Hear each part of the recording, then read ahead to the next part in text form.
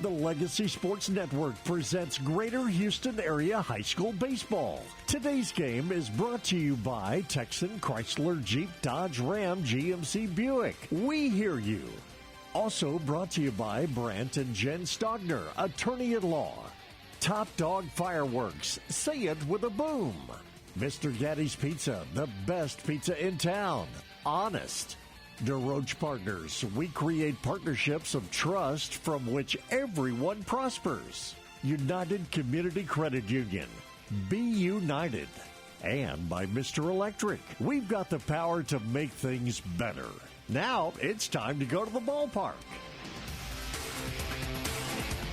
Ladies and gentlemen, welcome to the 2026 UIL 6A Region 2 Division II Finals from the Diamond here in Bosque River Ballpark in Waco, Texas. It's a rematch for redemption as the Tyler Legacy Red Raiders take on the mighty Tomball Cougars in a best-of-3 showdown that Texas high school baseball fans have been waiting for. Last year, Tomball sent the Tyler Legacy home with a tough 2-0 sweep in the regional semis, but this is a new year and a different Legacy team, battle-tested, resilient, and riding a wave of momentum after those thrilling walk-off victories over the Willis Wildcats. Under head coach VJ Bunner, the Red Raiders are making their deepest playoff run in 15 years. Meanwhile, the Cougars, led by longtime coach Doug Rush, remain one of the most dominant programs in the state. Game 1 is set for first pitch here at 5 o'clock p.m. You're listening to the Legacy Sports Network live here for the region finals. I'm Jeff Kemps, alongside my good buddy and friend, Randy Wylie. Randy, how you feeling here for this evening? Be good if I could hear you. Can't hear me? I can't hear you. Well, that's unbelievable. Why can't you hear me? So. How about now? How about now? Can you hear me? I can hear you just fine. So I don't know. Very good. Well, what's your thoughts here tonight, Wylie, coming into this ball game? Tomball, of course, coming into the ball game undefeated, 38-0-1, the one tie against Montgomery.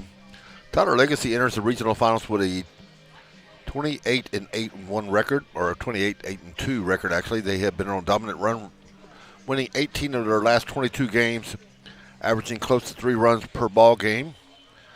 Tomball is the number 1 ranked team in the nation, according to Max Prep's national rankings. The winning percentage for Tyler Legacy is .764, for Tomball 897. As we stated last week, Tomball has not lost a game since June of last year in the state finals in Division II. Leading the way for the Red Raiders,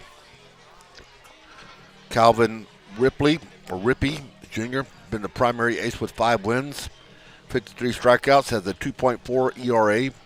Brady Pollard, also a starter who we'll probably see tomorrow, and Jaden Davis as well. Leading the offensive side is Kale Zips, provided a key RBI in the regional semifinals.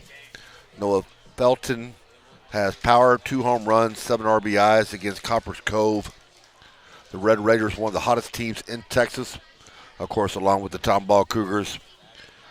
The road to get here, they defeated Waco, won the series, secured a by-district championship. Area round, they took on Harker Heights 2-1 series win, advancing 2-2 in the deciding Game 3. And a walk-off by Owen Harrison led them against the Willis Wildcats, the District 13 team, winning that series 2-1. So they've been in every ball game, and they've had, unlike Tomball, some games where they've gone 3.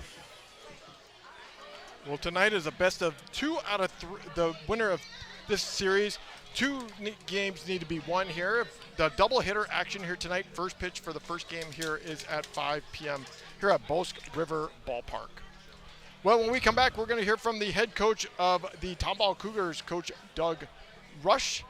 We'll be back right here on the Legacy Sports Network. You know, to mentor a child, you don't have to be the most talented person in the world. To prove that point, we're here with 3 real-life mentors who are going to sing for us. Hit it, guys. Twinkle, twinkle, little star, how I wonder what you are. Up above the world so high, like a diamond in the sky. Twinkle, twinkle, little star, Thanks, guys. That was awful. As you can see, you don't have to be perfect to mentor a child. You just have to be yourself, which, by the way, is pretty good. Excuse me, we don't think we nailed it that time. Can we try it again? Not a chance. Do good. Mentor a child. Call Save the Children toll-free at 1-877-BA-MENTOR. 1-877-BE-A-MENTOR. A message brought to you by Save the Children and the Ad Council.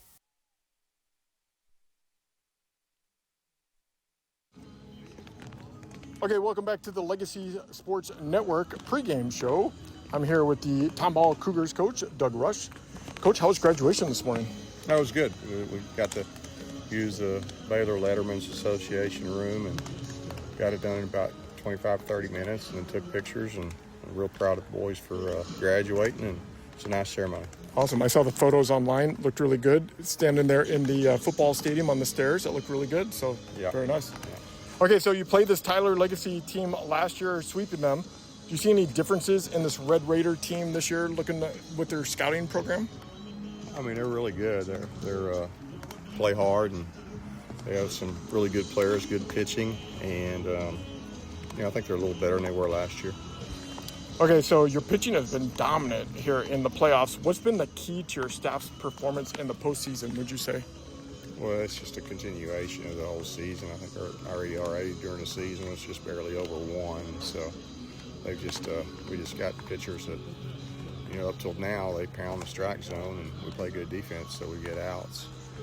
Okay, so you've been coaching for many years. What changes do you see in high school baseball today that you've had to adapt in your coaching strategies, or even just coaching these kids in today's day and age?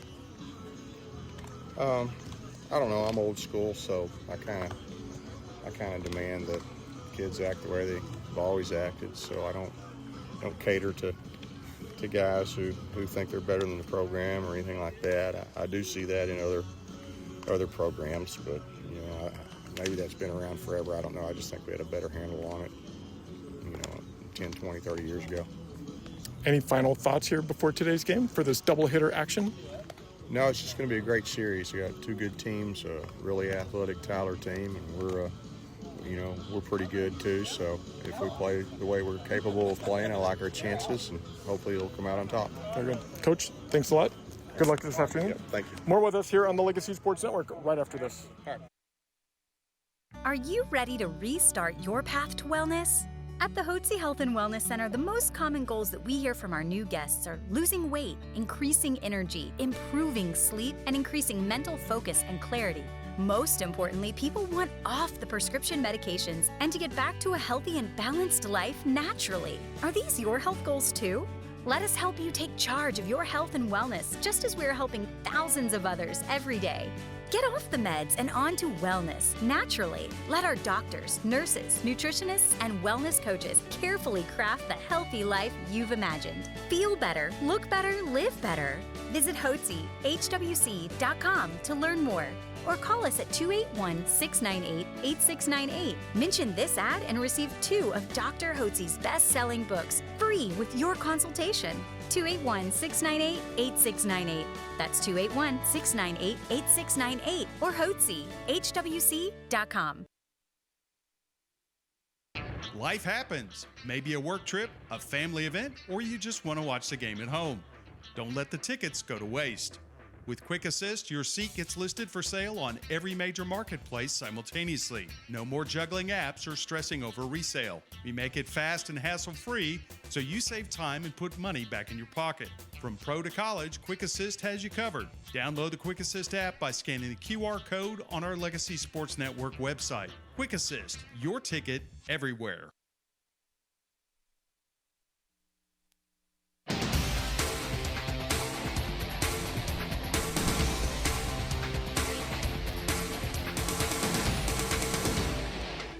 Bosque River Ballpark here in Waco, Texas, here for this afternoon's baseball final 6A Division II Region 2 finals with the Tomball Cougars taking on the Tyler Legacy Red Raiders.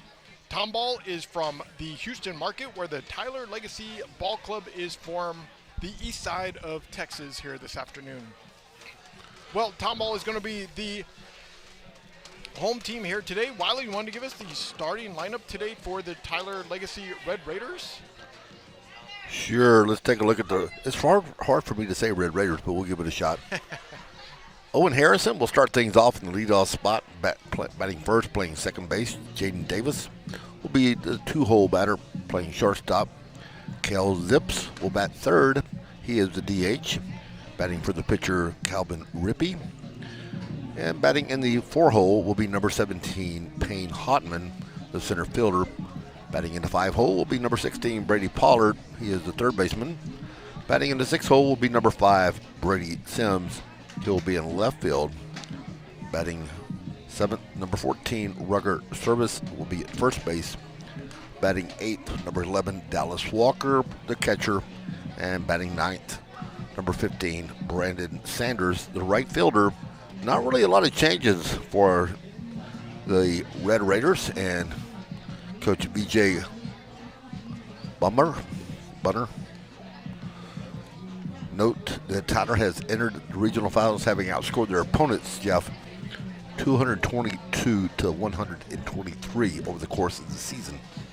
Very good. Well, today's starting pitcher today for the Tomball Cougars will be C.J. Sampson. Wylie and I saw him last week in the first game against the Roulette team. He is coming into today's game. This will be game number 3 that he has started.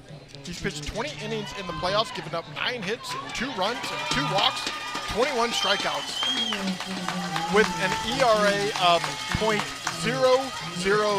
Is that pretty good there, Wylie? That's pretty good. I saw him against Oak Ridge, unfortunately. He was dominant. He's the guy that gets better as he goes along. So we're ready to begin here. We have the first batter of the order is Owen Harrison. He's a left-handed batter for the Red Raiders, and Sampson is ready to go. Wylie and I are right behind home plate, and first pitch action is right here for us, and first pitch is down low, ball 1. Thanks for joining us here on the Legacy Sports Network.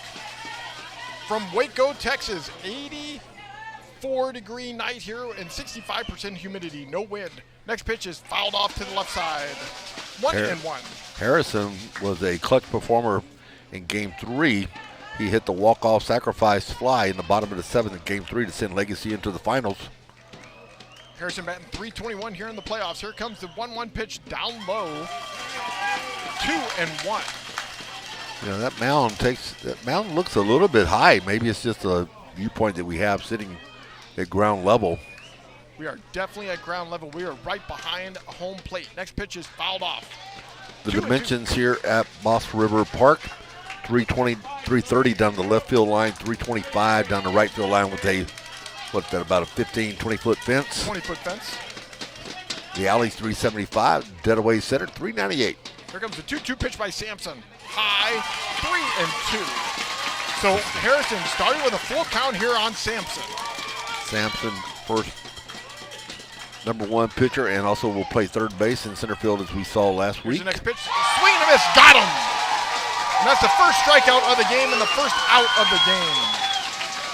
Hitting well over 500 during district play and hitting over 600 in playoffs.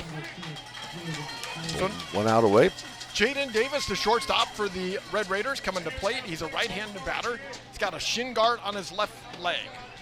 This is a packed house here tonight from Bosque River Ballpark. Not very many seats here, but we're here. Here's the first pitch, curveball, fouled off. Boy, we got a good vantage point to see that curveball here from Sampson. So 1 out. Sampson opens it up with a strikeout. Tyler Legacy has Kel Zips on the bump, or on the on-deck circle. Here comes the 0-1 pitch by the right-hander Sampson. Curveball up high, 1-1. That was an 82-mile-an-hour curveball. We have a nice radar gun sitting right here to the right of us here this evening. Thanks to our friends from Dallas Jesuit. Definitely appreciate him. You know how hard that is for me to say that, too. There's a 1-1 right-hander's pitch. It fouled off. Back right to it. 1 ball, 2 strikes. Back to the backstop and bounces off.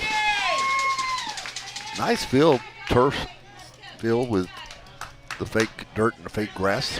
Yeah, nice ballpark here in Waco, Texas. They've had some pretty big Major League Baseball players that have come out of this ballpark. Jay Buhner being one of them. Here comes a 1-2 pitch by Sampson. Swing and a miss. Got him. Couple of strikeouts, Jeff. 2 batters in a row. Tyler Legacy going, wait a minute, I haven't seen anything like this in a while. So that's going to bring up Kale Zips to the plate. Cale Zips, a right-handed batter, batting .357 here in the playoffs. He does have a home run and 2 doubles. 4-12 for the season, Jeff. Next pitch, first pitch to him is down low, 1-0. He has 12 doubles, 1 home run, and 1 triple. He leads the team in RBIs with 32. Always put the best hitter in the number 3 hole. Here's a right-hander's pitch by Sampson. Swing and a miss. 1-1. Sampson is out here throwing gas here to start off this first inning.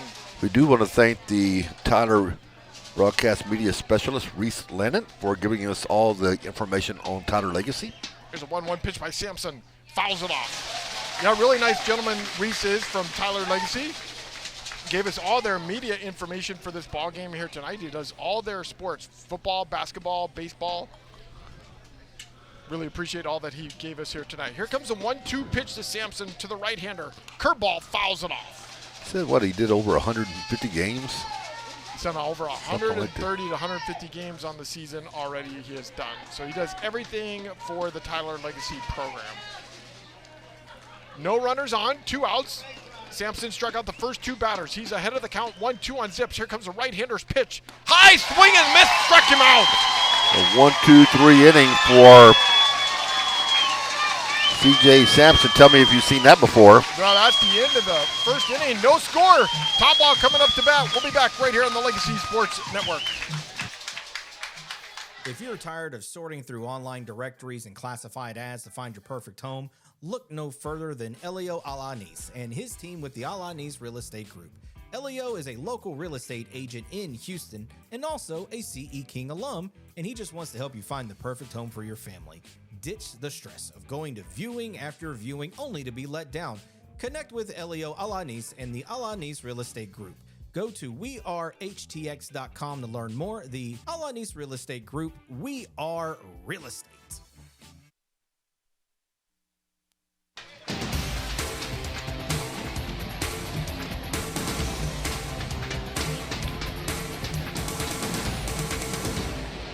Bosque River Ballpark here in Waco, Texas. No score in this 6A Division II Region II Finals. Tomball Cougars coming up to bat. Wylie, want to give us a lineup for the Tomball Cougars here this evening?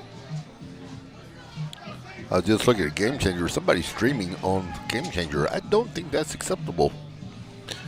Starting off with number 34, C.J. Sampson. Number 16, batting in the 2-hole, Keegan Fulstick. He'll be the first baseman. Batting in the 3rd spot will be the shortstop, number 2, catcher Hopkins. Batting 4th will be number 12, Nolan Rush, the 3rd baseman. Batting 5th will be number 9, Hunter Myers, the 2nd baseman. Batting 6th will be number 27, Brady Burrow, the left fielder. Batting 7th will be number 7, Caleb Grafford. He'll be in right field. And batting 8th, number 5, Corbin Cook, the DH. And batting 9th will be the catcher, number 25, Daniel O'Brant. And on the mound today for the Red Raiders is Calvin Rippey. This will be game number 3 that he has started. He's pitched 14 1/3 innings pitched in the playoffs with a 2.45 ERA. Throws 66% of his 66% of his pitches are a strike. So Sampson going to come up to bat. He was the pitcher here today and already struck out the first 3 batters. He's going to be the first batter up at plate, and he's a left-handed batter. First pitch is outside, 1-0. So lefty on lefty here. Bottom of the first inning, no score. First time Tomball has come up to plate. Sampson set in. Open stance with the left foot. Next pitch outside, 2-0. Sampson, one of the 8 graduates here today. Graduated this morning in the Tomball family. Did it all at the Baylor University. Next pitch, fouls it off. .688 batting average in the playoffs. 11 for 16. Sampson on his way to Texas A&M University. Stepping back in. Got a shin guard on the right leg. Here's the next pitch. Inside, 3-1. Sampson ahead of the Just count. missed. Rippey has walked 5 batters on the season. He's faced 59 batters in the playoffs. Here comes a 3-1 pitch. Outside, ball 4. Sampson takes a walk. That is the 30th walk for Rippey. He has struck out 95 and walked now 30. Has an ERA of 0.81 and a whip of 0.96. This is his 13th start Had the 10-0 record unblemished for the season. So we're going to take out Sampson. We're going to bring in a courtesy runner, which will be Jay Sarala. Going to run over there for Sampson. So the first walk issued of the ball game. And as we already know, if you give Tomball a quick lead, things can escalate quickly. Tomball defeated Lingham Creek, as we said, in the by-district, 8-0 and 20-4. Fosdick at the bat, puts first pitch down, fouls it off. Defeated the Oak Ridge Wiggles in game 1, 4-2, and in game 2 it was a 7-2 game. And last week, Rowlett, a 4-0 win and a 10-1 win. They have outscored their opponents in the playoffs 53-9. Yeah, you put base runners on, Tomball's going to take advantage of you. So Fosdick at the plate, right-handed batter. Rippey's going to snap throw over to first base. Sarala dives back in. Left-handed pitcher does have a little bit of advantage, and that he can see. Let's set the defense on left field is Sims, and center field is Hopman, and right field is Sanders. Time being called. So at third base is Pollard. The shortstop is Davis. Harrison is at second base. Service is at first, and behind the bump is Walker. Coach Bunner talking about Walker, great player, captain behind the plate. Next pitch is outside, 1-1. He had a couple of big at-bats in the playoffs against Willis.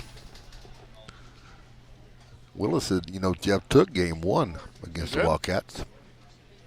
They took game 1 6-4. Why they I take that back. I don't have that number right there. I thought I did. Snap throw back over to first base. So Fosdick at the plate. In game number 2 last week against Rowlett, he hit a home run to left field over the left field wall to take the lead 2-0 to start off the game. They scored 6 runs in the first inning the other day against Rowlett. Here comes the 1-1 pitch. Bunts it. Rippey's going to pick it up himself, the pitcher. Throw to first base. Got him. Had no other play than to go over to first. Left-handed pitcher fielding his position effectively. One of the things to know, Calvin Rippey, no earned runs since his first inning of the season against Bullard, allowing 3 runs, 11 straight outings since with no earned runs. That's pretty impressive. Very impressive. Walker going out to have a conversation with Zippy. Sarala down there at second base. Fosdick able to move him down. So we've got a runner in scoring position for catcher Hopkins at the plate. The score you were looking for against Willis in game 1, Willis won it by a score of 4-1. That's correct, yes. Then they came back and lost game number 2 in a game that they had a chance to win 7-6. Rippey's got the sign from Walker as catcher. He's set. Here's the pitch, curveball. Way upstairs. Good stop there by Walker, able to jump up to get it. That was a 76-mile-an-hour curveball that just got away from him. Sorella able to move down to second in scoring position. Fosdick a 300 batting average in the playoffs. This is Hopkins at the plate. Oh, Hopkins. Hopkins 308 at the plate for you. So Fosdick, that's right. He grounded out. We got you. So catcher Hopkins on his way to Texas A&M with his teammate C.J. Sampson. He's a right-handed batter at the plate. Zippy set. Here comes the pitch. Down low, 2-0. Rippey likes that curveball. So Rippey on the season with a 2.45 ERA. Throws 66% of his pitches are strikes. He has 18 strikeouts here in the playoffs with 5 walks. He's set. Here comes a 2-0 pitch by the left-hander to Hopkins. High for strike 1. 2-1. Got it high on the outside corner. Well, we got a great vantage point sitting right here, literally right behind home plate at ground level, and we can see if these are balls or strikes. Game changer actually has, Jeff, the speed of the pitch. Wow, that's pretty good. So 2 balls, 1 strike, 1 out. Here's a pitch by Rippey. Fouled down the right side. That one was hit on a line. He was jammed on it and fouled out. He's got a big smile on his face as he's coming back to the plate. But man, if that would have gone just a little bit more to the left. His first base coach right there kind of just cringed a little bit as that ball came close to him. Not wearing a batting helmet, neither the first or third base coach for the Tomball Cougars. So 2 balls, 2 strikes, 1 out. Sarala at second base. He's running for Sampson, who got on with a walk to start the inning. No score here. Thanks for joining us on the Legacy Sports Network. Hopkins is set. Rippey looking to Walker for the side. He's got it. He's set. The 2-2 left-hander's pitch. Inside. That went way inside. 3-2. That one came way inside on the right-handed batter as he looked like he let it loose just a little late. So ripping a little bit of a jam here at the start of the bottom of the first inning. Full count. Runner on second base. On deck, Nolan Rush. So Rella has a pretty good lead over there at second. They may want to hold him back a little bit. Here's the 3-2 pitch. Pops it straight up in the air. Walker, the catcher, is looking for it. Trying to see it. Can't find it. Rippey's going to take it himself, the pitcher, and that's out number 2. Nice play there by Rippey. Rippey with the second putout of the inning. Yeah, nice play there by Rippey. Came in to help out Walker, who didn't see where that ball was. So here comes the third baseman, Nolan Rush, coming to the plate. 2 outs, runner on second base. He's batting left-handed. Nolan Rush here in the playoffs, batting .375 with 2 doubles. He's got an open stance as a left-handed batter. So lefty on lefty here. Rippey's a lefty, Rush is a lefty. Rush .375 in the playoffs. Here's the first pitch. High, ball 1. 6 of 16 in the playoffs. He has driven in 6 runs in the playoffs. He's got a good eye at the plate. Got 4 walks. Tomball does a good job of drawing the walks. Tomball has walked 41 times here in the playoffs. Here comes a 1-0 pitch by Rippey. High. Way upstairs. Good stop there by Walker to backhand that high in the air. 2-0. Good job by Walker, so Serrata can't get down to third base. Not a lot of room behind home plate and the backstop here. No. 2 balls, no strikes, 2 outs. Zippy's set. Here comes the left-hander's pitch to Rush, the left-handed batter. Outside, 3-0. And the other thing is, down the first base line, not a lot of foul territory, but if you look over to the third base side, I think just a little bit more. A little bit more, marginally. not too much, yep. Not much, but just a tad. I was trying to find some numbers online, but they didn't have anything for us. So 3 balls, no strikes. Here's the pitch. Down the middle for strike 1. That was a nice pitch that time. Rush batting. taking it inside. He batted well in the last series that we saw.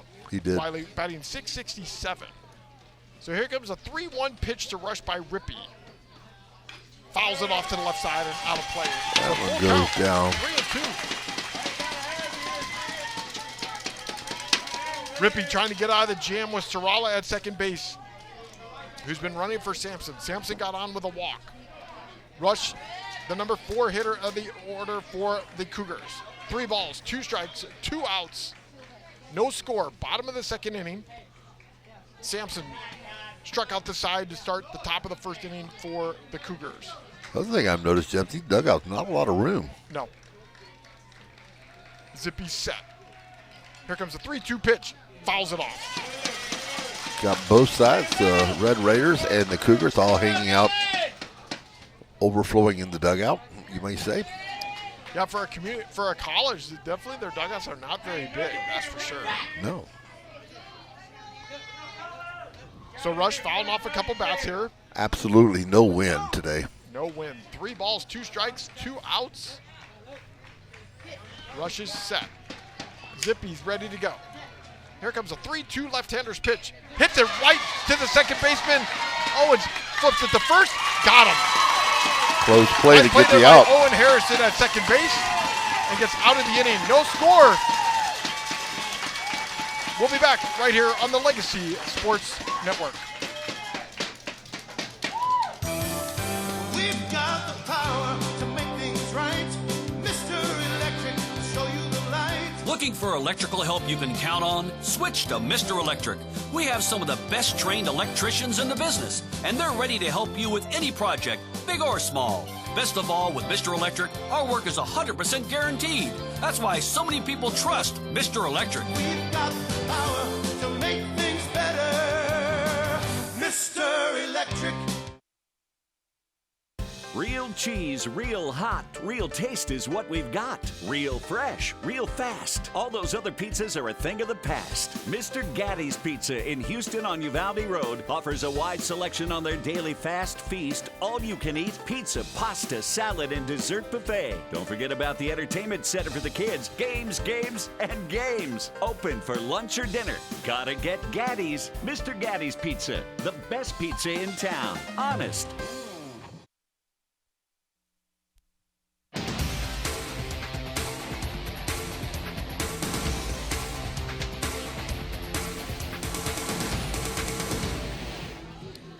Bosque River Ballpark, no score, top of the second inning. Red Raiders coming to the bat. Center fielder Payne Hotman coming to the plate. Batting .259 here in the playoffs. He's a right-handed batter. 4, 5, and 6 as Sampson able to go 1, 2, and 3 in the first inning. We saw that last week against Rowlett. How did he go 1, 2, 3 there, Wylie? All 3 Ks. And he starts off the first batter with a strike. He's looking like he's pretty sharp and motivated today. Yep. No different than any other day, though. Nope. Got a little bit under his belt after graduating here this morning. Here's the next pitch. Swing and a miss. 89-mile-an-hour fastball. They realizing he's going to be putting on that white and red for one of the last couple of times, maybe. So no balls, 2 strikes. First batter of the inning. Hopman already down the count 0-2. Here's Sampson's pitch. High.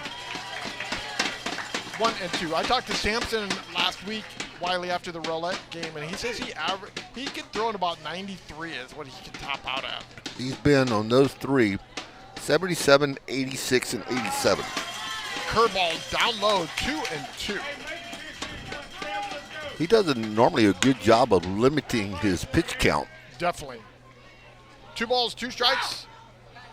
First batter of the inning. Here's the right-hander's pitch. Swing and a miss. Got him on an 88-mile-an-hour fastball. He has struck out the first 4 batters he has faced in this ballgame, Wylie. He is 4 for 4. And he's doing this efficiently, though, too, Wylie. He's not throwing a lot of pitches at these at-bats. He's only had 1 full count, I believe. Correct. He throws 72% of his pitches are strikes, but today 5-hole batter. Doing even more than that. Brady Pollard batting .207 in the playoffs. So Pollard at the plate, right-handed batter. Here's the first pitch by Sampson. High in there for strike 1. Pollard does have 2 home runs, 19 RBIs. Pollard stepping back in, batting in the 5-hole here today for the Red Raiders. Here comes the 0-1 pitch by Sampson. In there for outside, 1 and 1. That fooled a lot of people here, including us.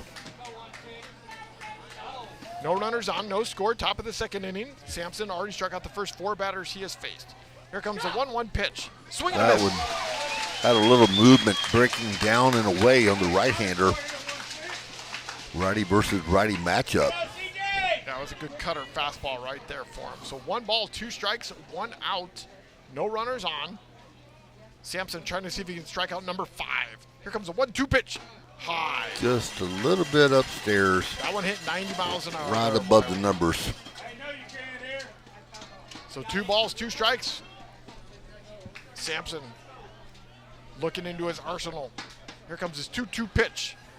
Curveball hit into center field. Bradford's out there. He's got it. First ball hit off the pitcher, Sampson. But he's retired the first 5 batters of the game, and now you got the 6th batter of the order, Brady Sims, coming to the plate. Brady Sims batting .318 here in the playoffs. He's going to go over and have a quick conversation with his coach, VJ Bunner, who's over there coaching third base, taking a quick moment to maybe slow down Sampson here at the moment. Sims has a OBP, which is an on-base percentage of 444. Slugging percentage of 310. He does have 3 doubles. He has walked 23 times and struck out 14. He's a right-handed batter. He's set now. He's ready to go. A little bit of an open stance as a right-handed batter. So Sampson, here comes the first pitch. He's also a threat if he gets on the base pass of stealing a base. He is 17 of 18. That's pretty good. It's outstanding. First pitch outside, 1-0. Sampson set. Here comes a 1-0 pitch in there for strike 1. Same pitch as he threw before, that center cut fastball, breaking away from the right-hander. Sampson averaging 88 to 90 miles per hour on his fastball here today. He's got some gas in him here this afternoon for this big game. Here comes a 1-1 pitch by Sampson. Fouls him off. I wonder if he paid for it as much as I did. What was that? Gas up here is 404. Yeah, you know what's funny? Well, I travel all Central Texas, the Houston market, and it's funny. Central Texas will be expensive. Houston will be cheap. Then Houston will be expensive. Central Texas will be cheap. Right now, you got to fill up in Houston. So 1 ball, 2 strikes, 2 outs. Sampson steps off the rubber. It's a humid night here at 5:21 here in Waco, Texas. Lights are on, but the sun is still out. I will say it was more humid last night. Here's a 1-2 pitch. Hits it to the right field. Here comes the right fielder. Slides in. Does Gafford catch it? He does! He is called out. Wow, nice play there by Gafford in right field. He laid himself out and caught it, and that's the end of the inning.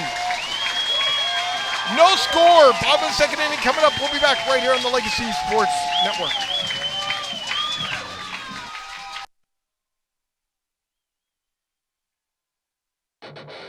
You've got tickets to the game, but something comes up. Maybe the boss sends you on the road, the kids have practice, or you just can't make the drive. That's where Quick Assist steps in. With one tap, your seats hit every major ticket marketplace at once. No more juggling apps, no more wasted time. Quick Assist, it takes the hassle out of resale and puts cash in your pocket. Pro or college sports, it's all covered. Download the app today by scanning the QR code on the LSN website. Quick Assist, your ticket everywhere.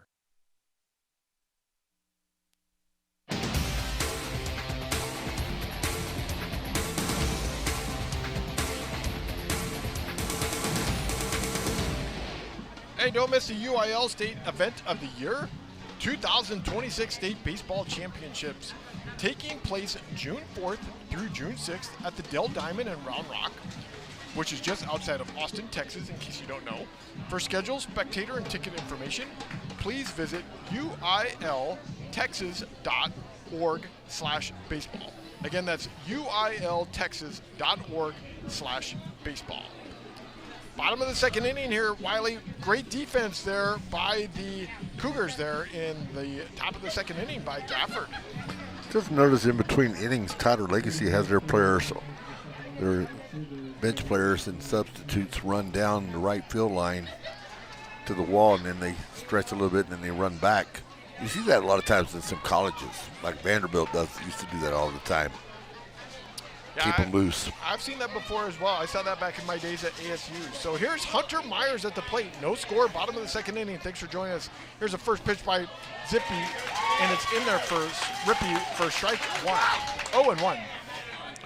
5, 6, and 7 coming to the plate in the bottom of inning number 2. Here's the 0-1 pitch to Myers, down low. 1-1. Myers has definitely been struggling here in the playoffs. He has. 083. He is 1 for 12, Jeff, in the playoffs. He did get a hit we saw last week against Brolette in game number 2. Here comes the 1-1 pitch by Rippy. Fouls it off to the right side. They definitely need to get him going here in the playoffs. He plays great defense at second base for this ball club. Oh, no doubt. Cougar ball club. So he steps out of the box, readjusting his batting gloves. He's got a shin guard on his left leg. He's a right-handed batter. He's got a closed stance. Here comes a 1-2 pitch by Rippy, by the lefty. Hits it to center, second base, over the second baseman's head. Goes all the way to the wall. There you go. He's going to round first. He's on his way into second. He's going to go 3. Come in with a double. He's going to pull it up. Thought for a second they may try to turn the corner, try to get into third, but hey, he did a good job of getting a bat on the ball. hit it right over Harrison at second base. First base hit of the ball game. So Brady Burrow coming to the plate, the left-handed batter for the Cougars. Batting in the playoffs, 250, batted 333 against the Roulette Eagles last week. So an opportunity to bring in the first run with a runner in scoring position with no outs here in the bottom of the second inning, no score. The 5 and 6 hole for the Cougars has not been what they want it to be here in the playoffs. No.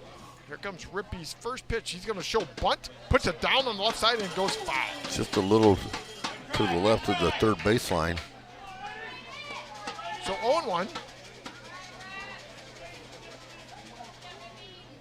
Burrow with a great eye at the plate. 9 walks on the season. And I should say the playoffs, I should say. So he's stepping back into the batter's box. Left-handed batter. A little bit of an open stance. So it's lefty on lefty. Rippey ready to set. He turns around to look back at Myers at second base. 3 for 12 in the playoffs. So maybe if him and Myers can both get going in the middle part of this order, that would definitely help out the Cougars. Here comes the 0-1 pitch by Rippey to Burrow. In there for strike 2, 0-2. That was a good pitch that time, breaking away from the lefty. So no balls, 2 strikes. No outs, runner on second base. Burrow waiting for the pitch by Rippey. Here's the left-hander's pitch. In there for strike 3, caught him looking. So 1 out. We're going to bring up Caleb Gafford to the plate, who made that great catch there in right field in the top of the second inning. Right-handed batter. He was on a tear in the last series with 3 doubles. Batting .444 here in the playoffs. The first strikeout of the ball game. He's a right-handed batter. Still runner on second base is Myers. No score, bottom of the second inning. He's going to fake and turn back around to look at Myers at second base. Packed house here tonight at the Bosque River Ballpark here in Waco, Texas. Kind of what we expected, Jeff. Not a lot of seats here, so both ball clubs have traveled well. Here's the first pitch curveball on the outside corner for strike 1. A nice 74-mile-an-hour curveball on the outside corner by Rippey. So Gafford steps out. Gafford 444 average, 4.9 from the plate. He steps back in. Down 0-1. Rippey's left-hander's pitch. On the outside corner, strike 2. That's a great pitch there by Rippey. Same pitch. 74-mile-an-hour curveball on the outside corner. If they were in college, he'd be asking for the ABS. Yep. So no balls, 2 strikes, 1 out. I do kind of like, from what I've seen in the SEC tournament, the ABS system being implemented. It's very good. Here's the 0-2 pitch. Inside, ball 1. 1 and 2. I think they said they have 2 or 3 seconds to appeal. Correct. Up to 3 seconds to appeal. The catcher's got to do it, or the hitter's got to do it on their head. Just like in Major League Baseball today. Well, I wouldn't know that because I don't follow that. Well, there you go. Rippey looking into his catcher Walker for the sign. He's set. The left-hander in a black jersey, ready to pitch. Here it is. Fouls it off. I did see, though, in the first few games at the SEC tournament, umpires had missed almost 60% of the calls that were appealed. Not a good thing. Nope, not a good thing. So 1 ball, 2 strikes. 1 out. Myers at second base. Rippey struck out the last batter, Burrow. Here comes a 1-2 pitch by Rippey. Curveball, swing and a miss. Got him chasing. Back-to-back Ks. So Rippey, back-to-back Ks on Burrow and Gafford. Now Corbin Cook coming to the plate. Corbin Cook has been batting well here in the playoffs, batting .500. Right-handed batter coming to the plate. He's playing DH here this afternoon. Even math I can do. 5 for 12. So Rippey trying to keep the runner at second base, Myers. Cook First pitch, bouncing ball to the first baseman service. He picks it up. He's going to take it himself and get out of the inning. Rippey gets out of the jam by giving up the leadoff double. And no score. We'll be back right here on the Legacy Sports Network.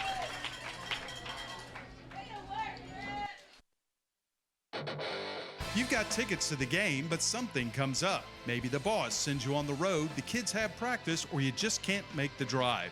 That's where Quick Assist steps in.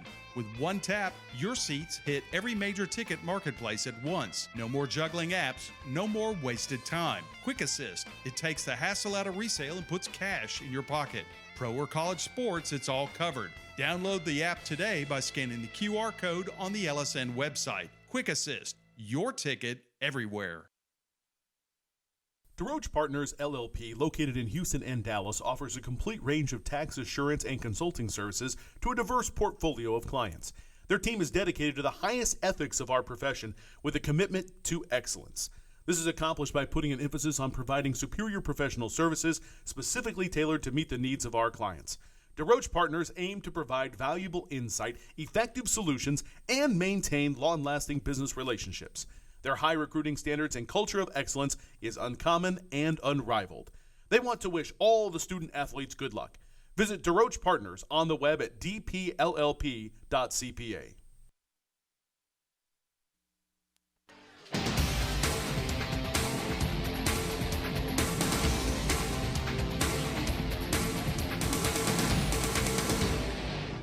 Brent and Jed Stogner are serious trial attorneys that specialize in personal injury. They've recovered hundreds of millions of dollars for their clients. If you or someone you love has been involved in a catastrophic accident due to the negligence of someone else, call Brent and Jen Stogner for a free consultation and find out what your case might be worth.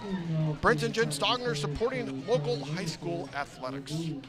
Game one here tonight of this doubleheader action of 6A Division II Region II Finals. No score, top of the third inning.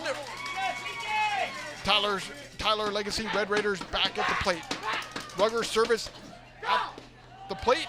Takes the first pitch by Sampson, down low, 1-0. Looking at this Tyler Legacy Red Raider roster, Jeff, they have 15 seniors that will be graduating or have graduated. Phenomenal. Here's the next pitch. Bouncing ball to catcher Hopkins at short.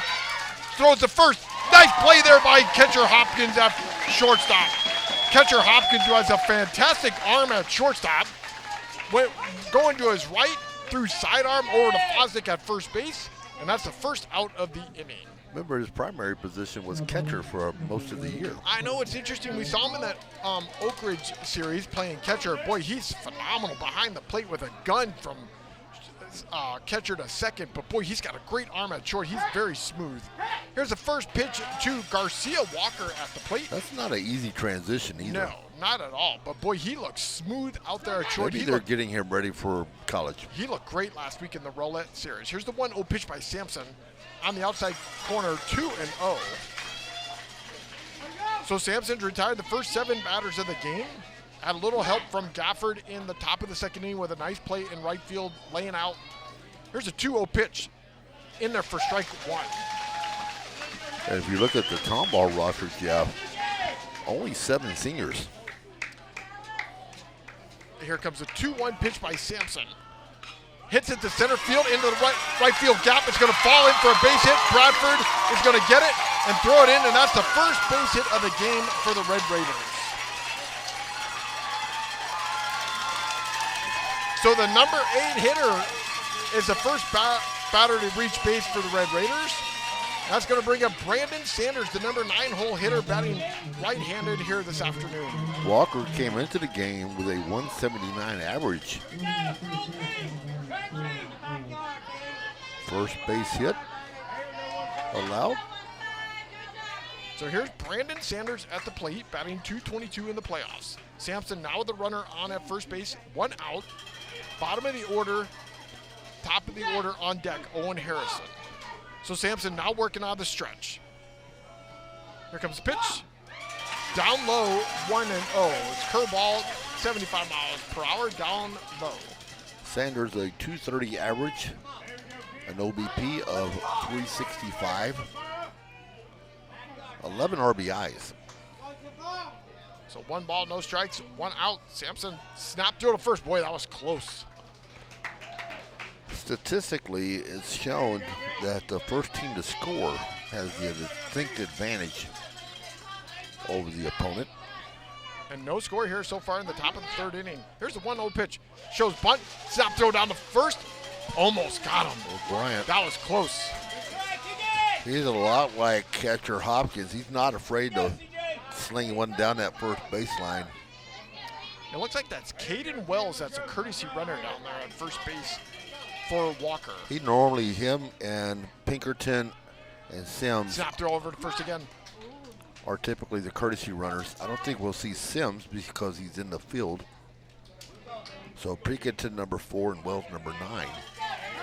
So Caden Wells over there running for Garcia Walker, the catcher. Here comes a 1-1 pitch by Sampson. Shows bunt. Another snap throw to first. Close. Tyler Legacy wearing their gray pants with the black and red legging trim and the black jerseys with the red numerals outlined in black. Tomball in there's white with the black letters and the red trim. Black and red stripes down the pants. Last pitch by Sampson was a strike. 1 ball, 2 strikes to Sanders. Here's the right-hander's pitch down low. 2-2. They're check to see if there was a swing. No. Sampson asking for the appeal. Counting out 2-2. Sampson still working on the stretch. Runner on first base is Wells. Wouldn't be surprised to see him go back. Swing and a miss, got him. Snapped There's on a throw. first. And he's back in at first, but he strikes out another batter in this game, Wylie. I just see those. 5 strikeouts Yeah. in the first time through the order for Sampson. And they're just now back to the top of the order, and we're already in the top of inning number 3. So Owen Harrison coming back to the plate. He struck out his first time up. Left-handed batter, 2 outs. Caden Wells running over there for Garcia at first base. No score, top of the 3rd inning. First pitch, high, ball 1. 1-0. That one came inside. Harrison, we said a .347 batting average. 3 doubles, 3 triples. Sampson set. Snap throw to first base, checking on Caden Wells over there at first. Gets back in. He's diving a lot over there at first base. Does have 21 RBIs on the year, no home runs. 1 ball, no strike, 2 outs. Sampson set. Here's the pitch. Hits it to center field. Bradford going into right center field, coming underneath it. He's got it, and that's the end of the inning. So the Tyler Legacy team leaves 1 runner on. No score. Bottom of the 3rd inning coming up. We'll be back right after this on the Legacy Sports Network.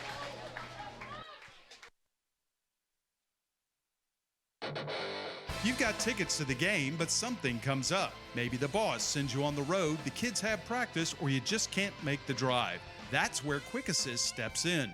With 1 tap, your seats hit every major ticket marketplace at once. No more juggling apps, no more wasted time. Quick Assist, it takes the hassle out of resale and puts cash in your pocket. Pro or college sports, it's all covered. Download the app today by scanning the QR code on the LSN website. Quick Assist, your ticket everywhere.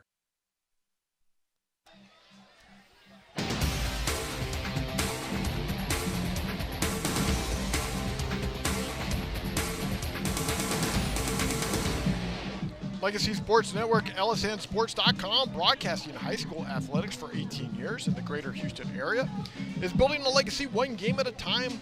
Please follow us on our social media pages, like us on Facebook by looking up on LSN Sports, or follow us on X at Legacy Sports Net, and on Instagram at Legacy Sports Network. We're here at Bosque River Ballpark in Waco, Texas for afternoon 6A Division II Region 2 Finals. Tomball Cougars coming to the plate. Wylie. Just notice a little trend in the top of the first, or bottom of the first inning. Rippey led off with a walk, and then in the 2nd inning led off with a base hit, a double. Let's see if Tomball can do the same here and get the leadoff batter aboard this time. So Daniel O'Brien, the number 9 hitter in the order, he's playing catcher on his way to Hill Junior College. He has another one that's needing to get his bat going. He is batting .167 in the playoffs, 2 for 12. He is actually a much better hitter than that. He's got nice pink batting gloves on his So maybe the pink batting gloves will help here today. We didn't see those last week. So 1 ball, 1 strike, no outs. First batter of the inning, C.J. Sampson on deck. Here's a pitch by Rippey, the left-hander, in there for strike 2, 1 and 2. I wonder if those are the batting gloves that what's-his-face sells at the College Classic over there in It's possible. Bacon Park. I forget the guy's name. Next pitch on the outside corner, ball 2, 2 and 2. Good eye there by Bruce Bolt. There you go. Bruce Bolt, batting gloves. O'Brien's got 2 walks in the playoffs. Here comes a 2-2 pitch by the left-hander Rippey to O'Brien. In there for strike 3, looking. Backward so K. Let's see his 3rd strikeout of the ballgame, the 2nd backward K. So here comes C.J. Sampson back to the top of the order here in the bottom of the 3rd inning. No score. Rippey's retired the last 4 batters in a row. Sampson walked his first time up. Left-handed batter. Sampson again on his way to Texas A&M. Sampson, left-handed batter with an open left-handed stance. Lefty on lefty here. First pitch by Rippey on the inside corner for strike 1. That was pretty close. May have caught just the white of the plate. So 0-1. Rippey set. Here comes the next pitch. Down low, 1-1. Let's just say this. I wouldn't throw that pitch again.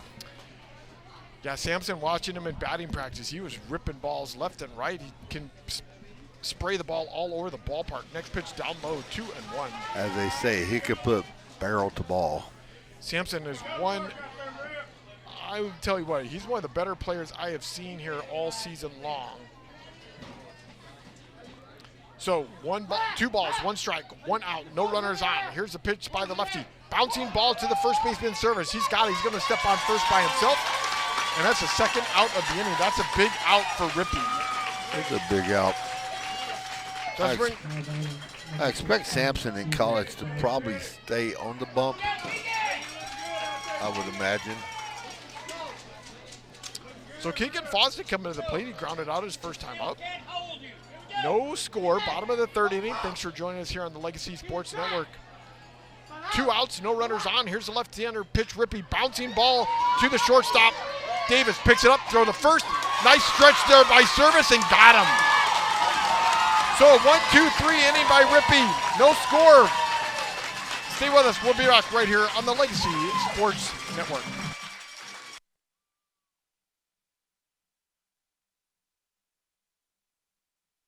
DeRoche Partners LLP, located in Houston and Dallas, offers a complete range of tax assurance and consulting services to a diverse portfolio of clients. Their team is dedicated to the highest ethics of our profession with a commitment to excellence. This is accomplished by putting an emphasis on providing superior professional services specifically tailored to meet the needs of our clients. DeRoche Partners aim to provide valuable insight, effective solutions, and maintain long-lasting business relationships. Their high recruiting standards and culture of excellence is uncommon and unrivaled. They want to wish all the student athletes good luck. Visit DeRoche Partners on the web at dpllp.cpa.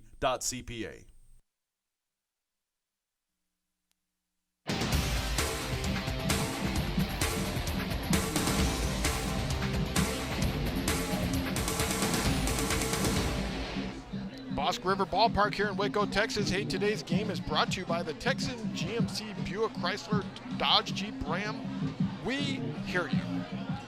Well, here we are, Wylie, in the top of the 4th inning, and it is a pitcher's duel here at the moment for us. It is definitely a defensive gem. Nobody able to break across the plate yet. I was looking yesterday, Jeff, to see what's up behind the Bosque boys thing. Apparently goes way back in Texas history. The Bosque River. Yep. I did not know that. Learn something every day. So there's some pretty big names that have come out of this school. There's Jay Buhner that's coming out of this school.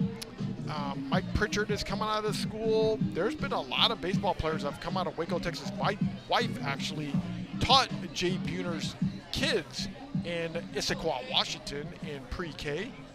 So I know the Jay Buhner kids a little bit. Never met Jay Buhner myself, but I know who his kids are, and his kids have grown into adults now. So here we are, top of the 4th inning from Waco, Texas.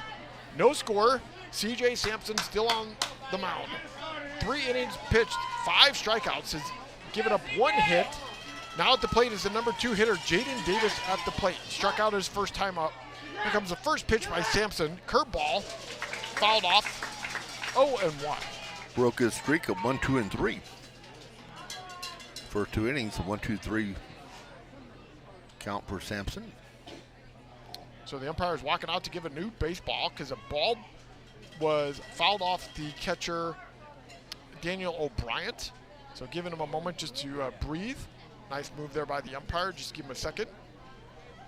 So right-hander Jaden Davis stepping back in. He's got his, and O'Brien's got an issue with his helmet. So it looks like they got to change out his helmet. Might broke the helmet there. He's got a hockey mask. Going into the dugout looking for a new mask here at the moment. Coaching staff is trying to fix the mask. Looks like the mask metal piece came off. That's not a good thing. No, I definitely need that here at the moment. So CJ Sampson, who we have seen here on the season, we saw last week, pitched a phenomenal game, pitched a complete game shutout. And again, has not given up a run in the playoffs. This is game number 4 that he has started. He has struck out 21 guys on the season in the playoffs with 2 walks. Throws 72% of his pitches are strikes. So we're ready to go. Here comes the 0-1 pitch by Sampson, the right-hander. Fouls it off. Right off the inside handle, as got a little late swing on that one. So no balls, 2 strikes, no outs, no score. Top of the 4th inning. Thanks for joining Wylie and I here on the Legacy Sports Network. Sampson set. Here comes the right-hander's pitch. Hits it to right field to Gafford. Gafford's got it. And easy out. Gafford just reaching out with the left hand saying, I got this. Gafford Not a problem. is smooth running out there in the outfield. That ball looked like it could have dropped, but he was out there, an easy play for him. And that's the first out of the inning. Davis with the pop out. The second out for the right fielder, Gafford. So here comes Cale Zips, the number 3 hole hitter, playing DH here today. First time up, he struck out. Here's the first pitch by Sampson, down low, 1-0. Sampson retired the last 3 batters in a row. Trying to see if he can get out of this inning quickly again. 1, 2, 3 inning. Already got the first out. Here's the next pitch. Down low, 2-0. Slur ball. Slid right around from the right-handed batter. Sampson wiping his brow with his sleeve. It's a little humid today. Next pitch, fouled off. Humidity here at the moment, 64%. Temperature outside, 85 degrees. Wind has got a slight little blow, but nothing crazy in left field. Nothing, anything really to count on. So here comes a 2-1 pitch by the right-hander, Sampson. Hits. Oh, he got him on the inside left shoulder. Hit batter. He's done that a couple of times. He's hit 2 guys here in the playoffs, so that's hit number 3 that he has hit. He hit 2 Warriors, Jeff. Yeah, and he got out of it. Didn't have an issue. You know, Sampson. Well, you don't have to go that far. Well, no. We saw Sampson last week. He had 3 base hits were hit off of him in the 3rd inning against the Eagles, and they weren't able to score. That was pretty much the only time they had an opportunity. So here we are on the top of the 4th, and he hits the second batter of the inning. So cleanup hitter Payne Hoffman coming to the plate, batting right-handed. He struck out his first time up as well. Zips has only made 4 steal attempts, completed 3 of 4. He's got a big open stance. First curveball pitches in it for strike 1. A 76-mile-an-hour curveball. Nice curveball there by Sampson. So I would not expect him to go. Now, he doesn't have much of a lead over there at first base. Only about 8 feet off the bag. Sampson working on the stretch. Looks over to Fosdick. He's now going to snap throw over to first base. Check on. Fosdick with the glove on the left hand. That's just to let you know, hey, I haven't forgotten I know you're about there. you. Exactly. We know you're there. You're right there. I Don't got think you. about going anywhere. Keep it close to the bag. So he's ahead of the count, 0-1 on Hotman. Here comes the right-hander's pitch. Down low, 1-1.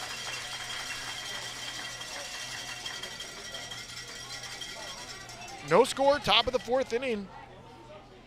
The Red Raiders have a runner on first base with a hit batter. Here comes a 1-1 pitch by Sampson. Pops it up in the air.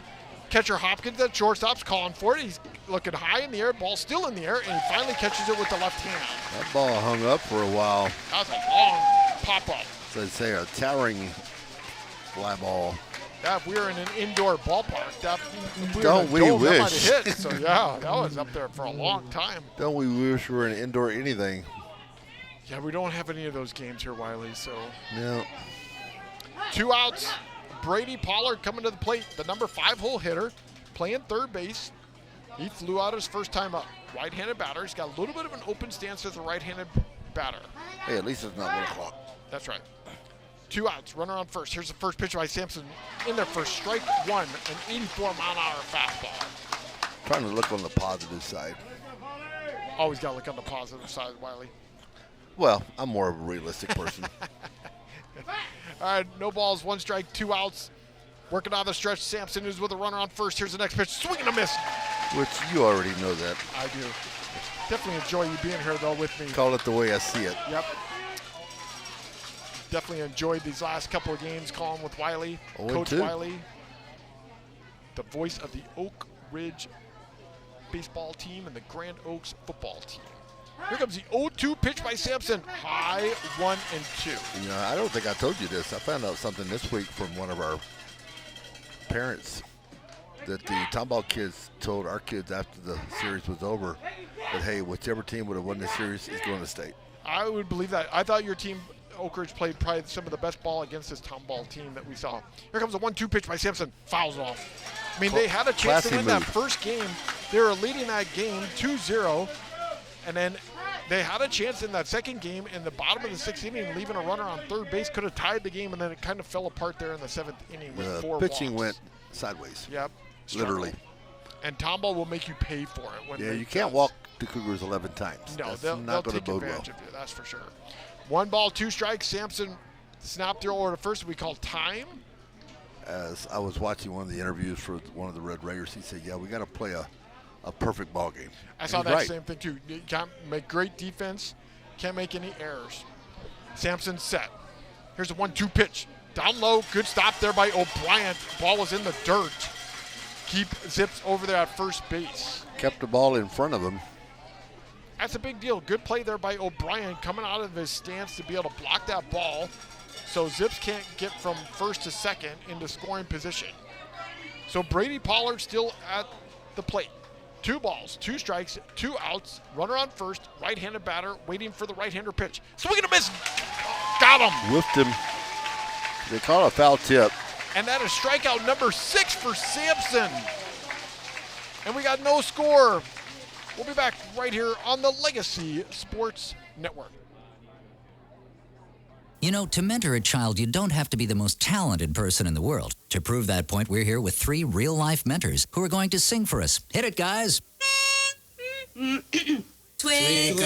twinkle, little star, how I wonder what you are. Up above the world so high, like a diamond in the sky. Twinkle, twinkle, little star, how I wonder what you are. Thanks, guys. That was awful. As you can see, you don't have to be perfect to mentor a child. You just have to be yourself, which, by the way, is pretty good. Excuse me, we don't think we nailed it that time. Can we try it again? Not a chance. Do good. Mentor a child. Call Save the Children toll-free at 1-877-BA-MENTOR. 1-877-BE-A-MENTOR. A message brought to you by Save the Children and the Ad Council.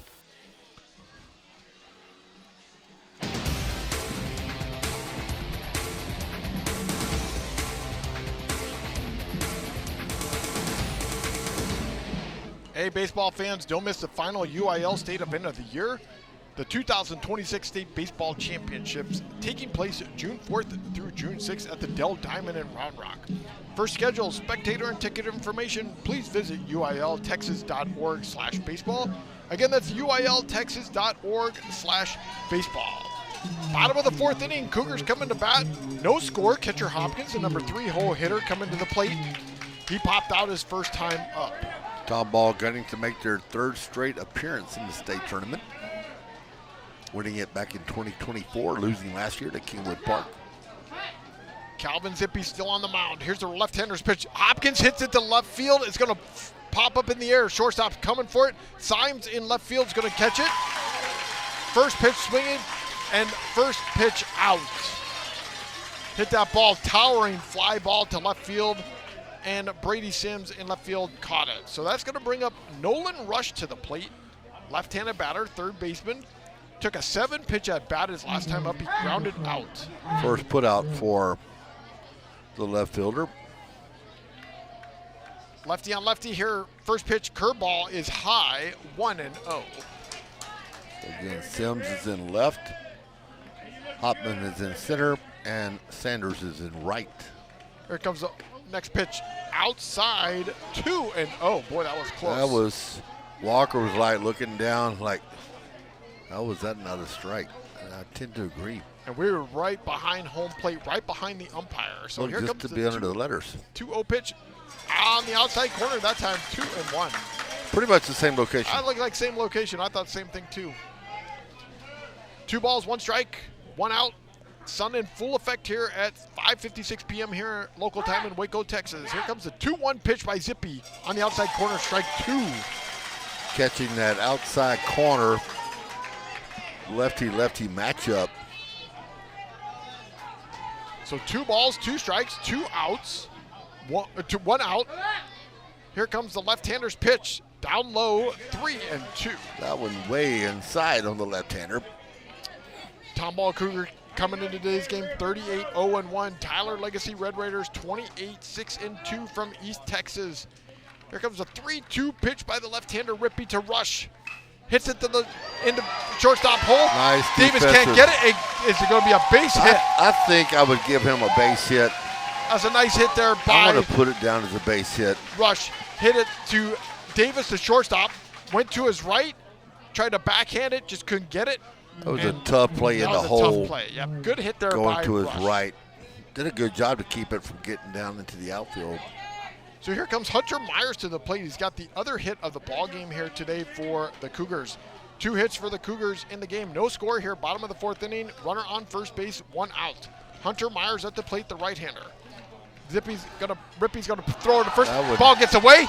He's gonna take off and run. Should be interference. Rush is gonna go down the second base. That should call interference on the first baseman. Yep, I would agree with that service. as well. That's what coach was looking for. I was looking to see if they put up hits on the scoreboard. They do not. They do not put the numbers on the board. Rush is coming out to have a conversation with the first base umpire. So we got to do the math ourselves. We're good. We can handle that tonight. If you're following us, as long as it doesn't go over 10. If you're following us on the Legacy Sports Network, listening to us, you can follow all the action down below. We've got all the stats and everything. You can see where the runners are, who's up at bat, who's pitching. It's a pretty cool website. We give it up to Press Row Apps, gentleman out of Missouri who's created this great program for us. Because I only have 10 fingers, you know. I know. I don't want to take off my shoes and use my toes. So Rush still having a conversation. Yeah, exactly. Rush still having a conversation with the first base umpire. Now the umpires are all going to come out and have a conversation together. Yeah, I think they're Coach Rush talking about the interference call. I agree. That's exactly what he's calling for. If he does get it, that will move him to third. Yeah, he was trying to get, he came down, and then Rush tried to take off going to second, but the first baseman, their service, held him up, and the ball got away, and he got down to second base, but Rush is trying to say, hey, that's interference. He should an extra base. Third. Yeah, so let's see what they're going to call here. This is a big call right here. I couldn't agree more, especially with no score here in this game, here in the bottom of the 4th inning. Again, not to be Captain Obvious. And they keep him at second base. Red Raider fans are happy with liking that call. Packed house here today at the Bosque River Ballpark. Not a lot of seats here at this ballpark, and this ballpark Let's go to is look to see what the full. seating capacity is. I want to say it's probably around 500. I don't even know if it's that many. Maybe. That you might be giving a couple extra hundred there. I don't think it's that many. So we got people all over the fence. Here comes the first pitch by Rippey on the outside corner. Ball Well, one. you know, the East Texas people like it because they can sit down there at the foul line. Now, that's a big umbrella right there. That's a good umbrella. So first pitch outside, 1-0. Hunter Myers at the plate. Got a base hit his first time up, a double. Runner on second base is Rush. Here comes the 1-0 pitch by Rippey. Curveball on the outside corner. Good curveball there by Rippey. A 73-mile-an-hour curveball. 1-1. On deck, Brady Burrow. So Rippey been in a jam here in this game so far. No score, bottom of the 4th inning. He's pitched well, 3 strikeouts in this game. 2 hits. Here's the next pitch. Curveball. Inside, 2-1.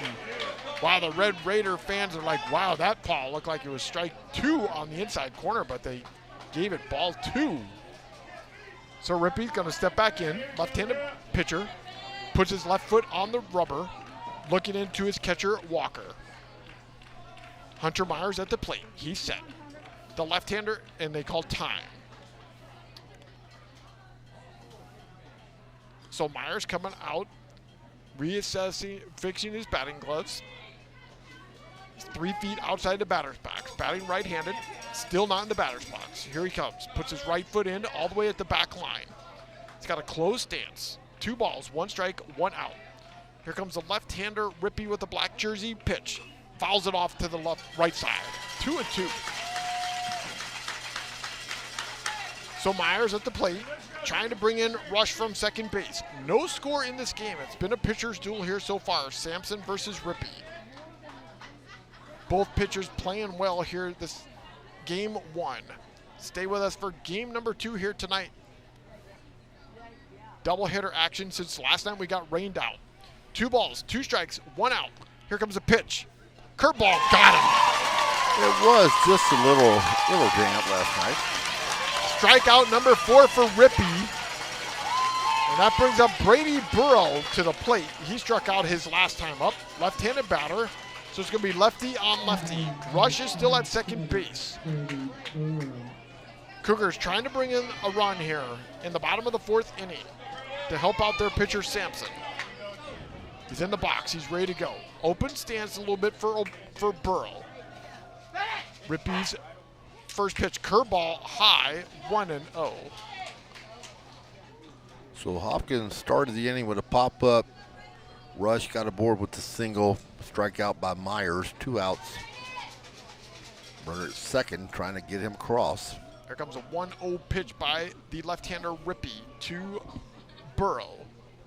Curveball, again, high, 2-0. He's trying to throw that curveball, and the curveball is a little bit too high. I have Rippey now with 4 strikeouts, so it is a pitcher's duel. Yeah, Rippey's been pitching well here in this game. So 2 balls, no strikes, 2 outs. Runner on second base is Bush. Rush. Here's the next pitch. On the outside corner, ball 3.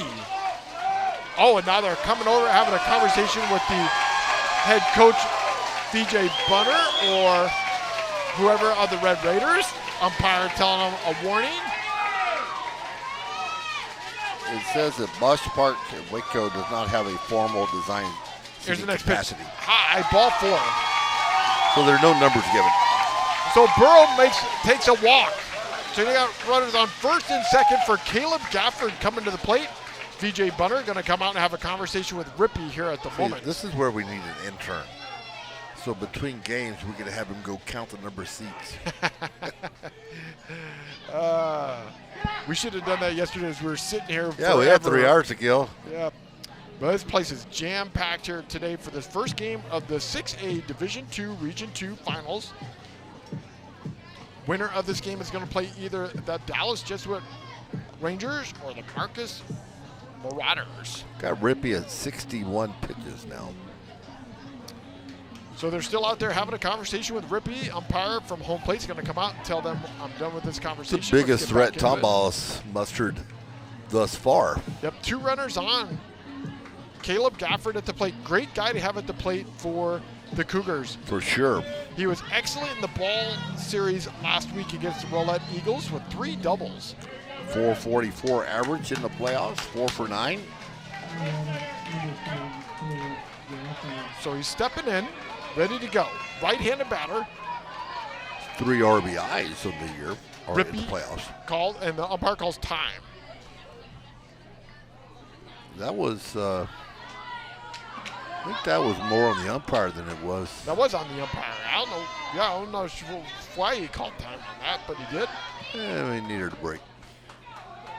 So 2 runners on, runner on first and runner on second. 2 outs. Here's the left-hander's pitch. He check swings it. It's going to fly out to the second baseman, Owen Harrison, and that's the end of the inning. Boy, he got out of a jam there. And they leave 2 runners on. We'll be back right here on the Legacy Sports Network.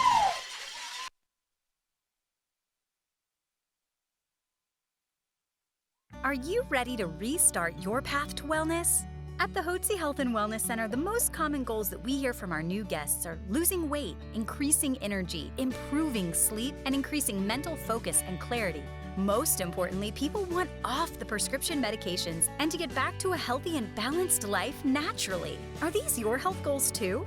Let us help you take charge of your health and wellness, just as we're helping thousands of others every day. Get off the meds and on to wellness naturally. Let our doctors, nurses, nutritionists, and wellness coaches carefully craft the healthy life you've imagined. Feel better, look better, live better. Visit HWC.com to learn more, or call us at 281-698-8698. Mention this ad and receive 2 of Dr. Hotze's best-selling books free with your consultation. 281-698-8698. That's 281-698-8698 or Hotze, HWC.com.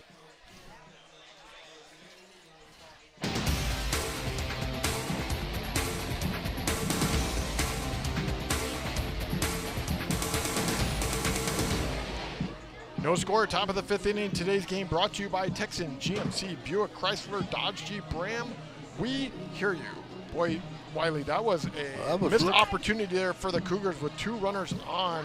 Only the second walk by Rippey had one to lead off the ball game, and then that one in the 4th, and Tomball leaving now 2 aboard. They left 3 of them boys on base during the ball game, and Tyler Legacy has left 2 aboard. So some wasted opportunities here, Jeff. Yeah, a little surprising here as well. So we are in a pitcher's duel here from Bosque River Ballpark. There's old-fashioned baseball right here now. Waco, Texas, yep. Top of the 5th inning, C.J. Sampson still on the mound, thrown 58 pitches in the game so far, 6 strikeouts, only giving up 1 hit. Brady Symes, the left fielder at the plate, flew out his first time up, right-handed batter. Here comes the right-hander's pitch by Sampson. High, ball 1, 1-0. They say throw them out, strike them out. Sampson's had 1 ground out, 5 flyouts. Sampson's had, and 6 strikeouts. Next pitch in there for strike 1. 85-mile-an-hour fastball for strike 1. 1-1. Sampson's retired the leadoff batter in the first 4 innings. Here comes a 1-1 pitch by Sampson.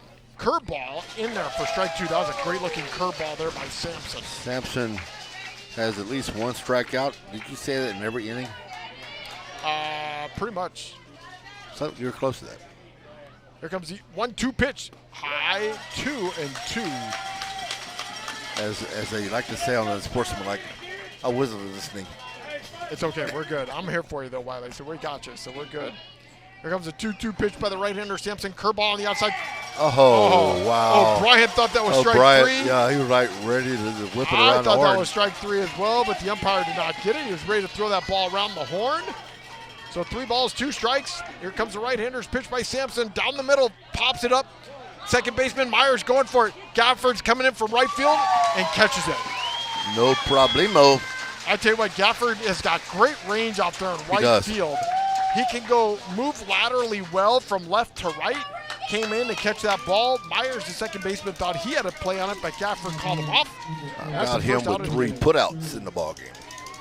So here comes Rugger's service to the plate. Right-handed batter. He grounded out his first time up. Right-handed batter. Look at me doing math. Ah, look at you. Pretty good. Here comes the first pitch by Sampson on the outside corner. Ball 1. As long as we keep it in single digits, we're good. So Sampson now has retired the leadoff batter the first 5 innings of the game. Here comes a 1-0 pitch by Sampson right down the middle, fouled it off. They went 1, 2, and 3 in the first 2 innings. Faced 4 batters in innings number 3 and 4. Sampson's just throwing the ball right down the middle. Just hit the ball if you want. I got defense behind me. Their defense is fantastic. Well, that's what you want. Here comes the pitch on the outside corner, 2-1. That's the thing that we always were trying to tell our Magnolia guys, or not Magnolia, well, them 2 Oak Ridge guys. Just throw strikes. Let your defense play behind you. And this defense for the Cougars is fantastic. think I remember correctly on the numbers, fielding percentage of 989. There's a base hit to right field by Myers. Gafford's going to try to throw him off from first. Oh, almost got him. Wow, nice play there by Gafford. He got the ball in right field and actually threw it to first base on a bounce to Bosque. It was closer than they thought it was going to be, but a base hit, and you got service at first with Garcia. Walker now gonna, and this is a new batter here, Wylie. Who we got? Number 11. This is Dallas Walker. Oh, that's Walker. Dallas Walker, yep, Dallas Walker at the plate. 179 average, 347 OBP, on base percentage. Dallas Walker at the plate. Slugging percentage of 205. He has driven in 14 runs, Jeff. Struck out 18 times and walked 18 times. So runner at first base. We have a courtesy runner over there at first base now for that will service. be number 4, Pinkerton. So Pinkerton over there at first base. Use that fancy technology tool that our friend in Missouri. I got it. We got it all set. The courtesy runner's over there at first base. We got that. Pinkerton over there at first base. Walker at the plate. That's one of the things that drove me crazy, trying to figure out which button to push. It takes a few moments to do. Definitely need repetition. So first pitch by Sampson is a strike. Here comes the right-hander's pitch. Curveball. Going to be hit over the head of the second baseman, Myers. A looper. And we got 2 runners on. A looper blooper. Yeah, blooper right over Myers' head. That's what we used to call a Texas leaguer. And the Red Raider fans are excited. 2 runners on with 1 out. And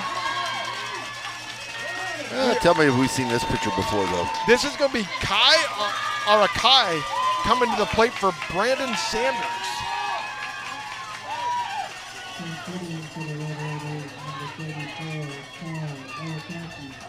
So Arakaki coming to the plate. Big right-handed batter coming to the plate. Got here. some power. Wylie going through the book, trying to figure out this information about Arakaki. Coming to the plate, right-handed batter. 2 runners on, 1 out. First jam of the game for Sampson. He's working out of the stretch. Here comes the first pitch. Right down the middle, swing and a miss. In the playoffs, he had 3 at-bats against Harker Heights. He was 0 for 3. He was 1 for 2 in game 2 of that Harker Heights. So we do the quick math, 1 for 5. Yeah, 1 for 5 with 2 RBIs. Here comes the 0-1 pitch by the right-hander, Sampson. Swing, fouled it off right back to us. 0-2, so Sampson. Let's see what our friend over there in the Tyler media department has to say about Kai. Coach Bush out there telling his players where to stand. Infield's playing regular depth. Hopkins is close to shortstop, close to second base. Here we go, Jeff. Batting .333 for the season, OBP of .417. Here's the 0-2 pitch, fouls it off. 5 RBIs. He has walked 20 times. Oh, check that. He's walked twice and struck out 7 times. He is a senior. It says he's 6'1", but boy, he looks taller than 6'1" out there at the plate.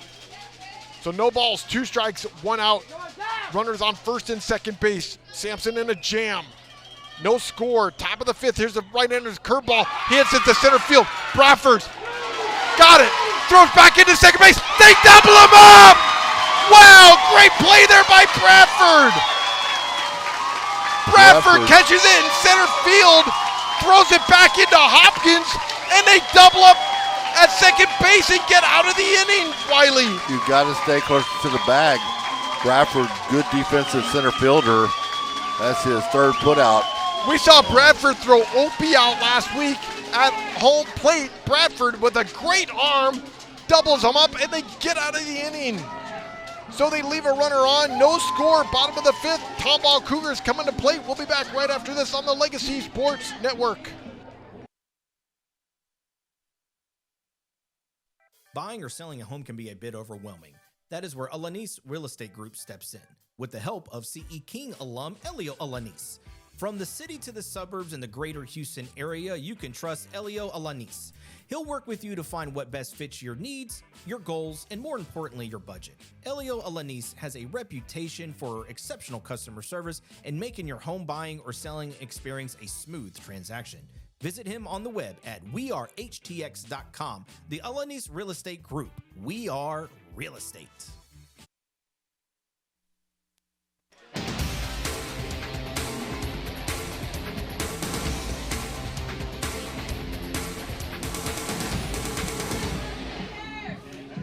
Welcome back here to Bosque River Ballpark here in Waco, Texas. No score, bottom of the 5th inning. What a great play there by Bradford in center field to double up the runner at second base. He caught the ball, threw it into second base, and they got the double play. And what a great way to get out of the inning there for the Cougars in the top of the 5th inning. Boy, the Red Raiders had an opportunity to score there, Wylie, and missed out on a great chance there on Sampson. Again, only 4 batters faced for Sampson. And right now, it looks like the Red Raiders have left 3 on base. Tomball has left 3 on base as well. So coming to the plate is Corbin Cook. Corbin Cook, a right-hander, on his way to Coastal Bend College in Beeville, Texas. First pitch is a strike by Rippey. Cookie coming to the ball game, batting .500, 5 for 10 in the playoffs. He's been playing well in the playoffs. Batting in the 8th hole here for the Cougars. Rippey still on the mound. Here's the 0-1 pitch on the curveball on the outside corner for strike 2. Beautiful break. Oh, and curve 2. Inside, curveball right at the belt.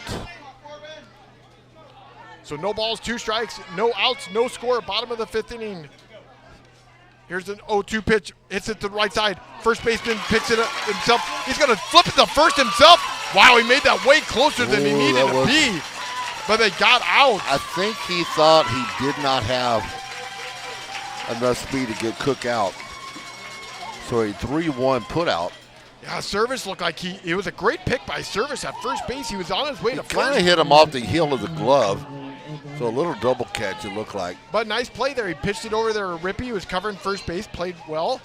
So here comes Daniel O'Brien to the plate. He struck out his first time up, left-handed batter. So lefty on lefty with Rippey. Lefty's first pitch, curveball in there for strike 1. Another one of those guys, Jeff, we said needs to get going. He is 2 for 12 in the playoffs, batting .167. Struck out. Rippey, though, is on fire here, I would say, at the moment here, Wylie. Next pitch outside, 1-1.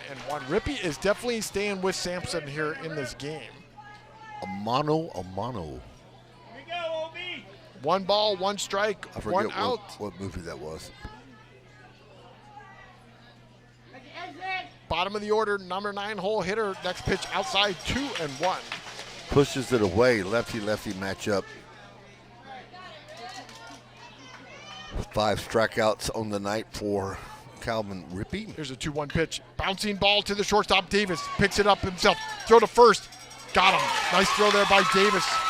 Didn't try to rush it. No, he took his time. That was really nice. Didn't rush it. Took his time, just like you said. Made sure he got the ball out of his glove. Made a good throw to first base to Service. That is his second put out of the ball game. And back to the top of the order. And this is the guy that can change the complexity of the game, Jeff, with 1 swing. Yeah, here's C.J. Sampson at the plate, walking, grounded out in the game here so far. So lefty on lefty, top of the order. Sampson, first pitch swinging, hits it to left center field. There it Left goes. field, center fielder on his way, on the source. Way Ball back. goes, and the ball bounces right at the bottom of the wall, and he's going to get a double. Wow, he hit that ball, Wylie, 385 feet to left center field and gets a double on a first pitch swing. And that was with no wind.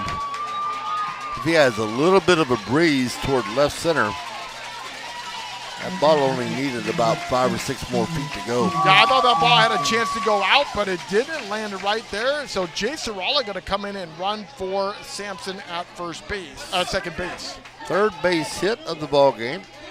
Out of the 3 base hits, Jeff, 2 of them are doubles. Pretty impressive. So now you got a runner in scoring position now. Back to the top of the order with the number 2 hole hitter, Keegan Fosdick at the plate. 2 groundouts in the game here so far. You know, that's what they do. They did that against Oak Ridge. They did that against Rowlett. First pitch down low. Extra base hits make a difference.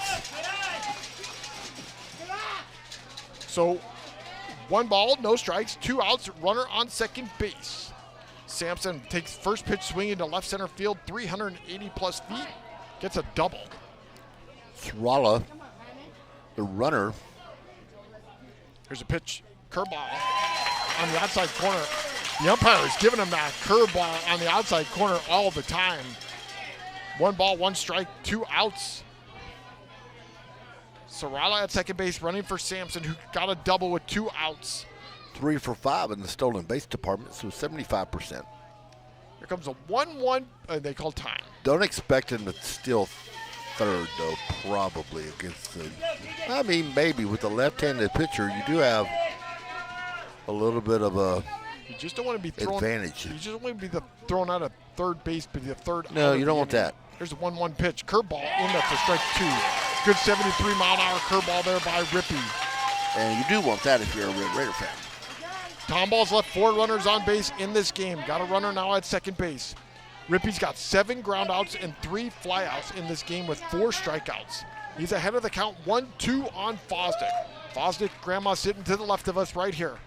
Here's the 1-2 pitch. Bouncing ball, right side, foul. And Sarala was running. They do have 4. I was looking at it and saying, where's that other one? They left 2 in the last inning. Fosdick 0 for 2 in the game. Had a home run last week on Friday in the game against Rowlett Eagles over the left field wall. Wind has picked up a little bit to left field, about 3 miles per hour. Nice ballpark over at Eastview in Georgetown.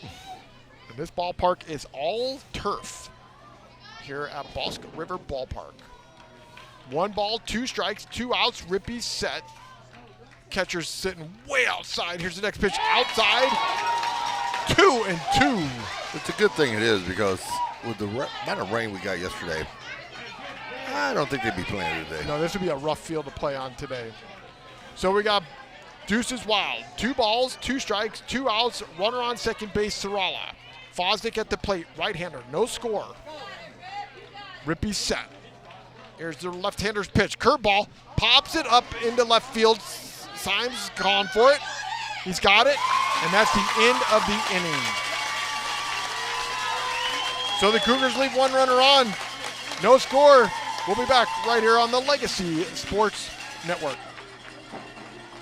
Hello, this is Dr. Steve Hotze. Do you struggle with joint pain that makes everyday activities a challenge? You may have been told that surgery is your only option. God has given your body an amazing ability to heal itself. At the Hotze Health and Wellness Center, we offer regenerative joint therapy designed to help you tap into this ability and live pain-free. Call the Hotze Health and Wellness Center at 281-698-8698 to schedule your free consultation. That's 281-698-8698.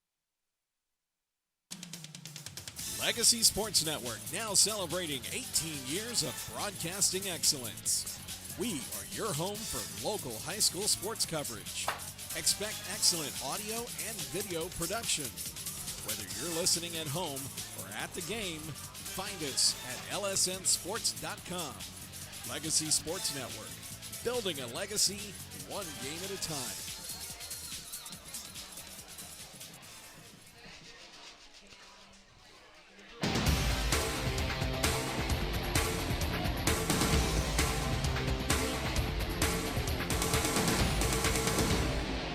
Brent and Jen Stogner, serious trial attorneys that specialize in personal injury. They've recovered hundreds of millions of dollars for their clients.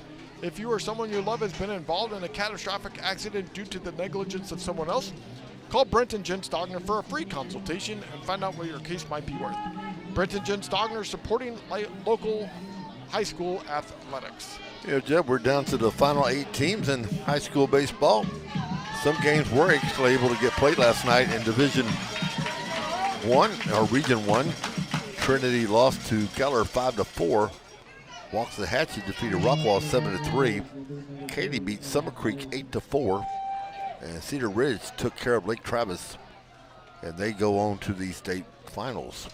Sampson still on the mound. First pitch down low, 1-0. First batter of the order is the top of the order for the Red Raiders. Owen Harrison struck out and flew out 0-2. Left-handed batter, Sampson already ready to go. Here's the next pitch. Hits it down the right field line, foul. And Division 2 in Region 1, it was Marcus defeating Dallas Jesuit 3-2. We're playing at DBU, Dallas Baptist University. Spring Branch Memorial defeated Katy Tompkins 4-0, and PSGA defeated Dripping Springs 6-1.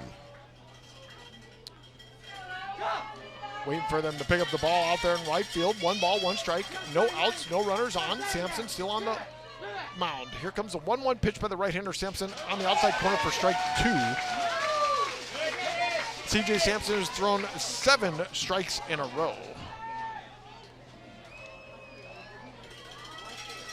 That Waxahachie Rockwall series is going to be something else. Down low. I take that back. He has not thrown 7 strikes in a row. 2 balls, 2 strikes. Sampson's retired the leadoff batter in the first 5 innings. Can he retire the leadoff batter here? Next pitch is down low. 3-2. Another full count. This is his 2nd or 3rd. Sampson set. Here comes a 3-2 pitch by the right-hander. Popped it up out of play on the left side. 79 pitches now, which for Sampson's a little bit higher than what we're normally used to. Yeah, he pitched only in the 70s last week in that complete game shutout. So here comes a 3-2 pitch by Sampson, the right-hander. Down low, and he thought it was strike 3, and it's ball 4. So that's the first leadoff batter, and Coach Rush does not like that call by the umpire, coming out to have a conversation with him. So now got a runner on first base. So Harrison Jaden draws Davis. the free pass. Yep, Jaden Davis at the plate. Struck out and flew out, right-handed batter. Top of the 6th inning, no score. Sampson has struck out 6 batters in a row in this game.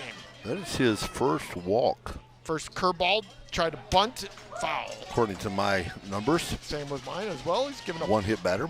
3 hits, 1 walk, 6 strikeouts, 1 hit batter, and 5 innings pitched. Glad to know our numbers match up. Yep, we're doing just fine.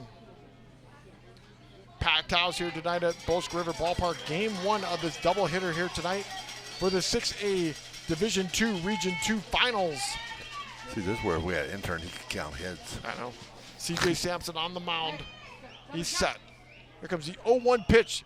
Down low. Good stop there by O'Brien. O'Brien was ready to rip it down the first baseline. Yep. Just forgot the most important thing. The ball. Yeah, it kind of helps to have that. Yep. Ball was kind of down low in the dirt, so a little bit of a tough snag there for him. So 1 ball, 1 strike. Sampson working on the stretch. Runner on first. Here's the next pitch. Right down the middle. Snap throw to first. He's back in, but the pitch was a strike. So 1-2 to Davis. He lacks that snap throw. Davis playing shortstop in today's game. He can also pitch for the Red Raiders. Sampson looking in to O'Brien for the signal. Here comes a 1-2 pitch by the right-hander. Right down the middle, fouled it off. I would say that if we don't see Sampson going to 7, that we'll probably see either Hopkins. We saw Engel last week.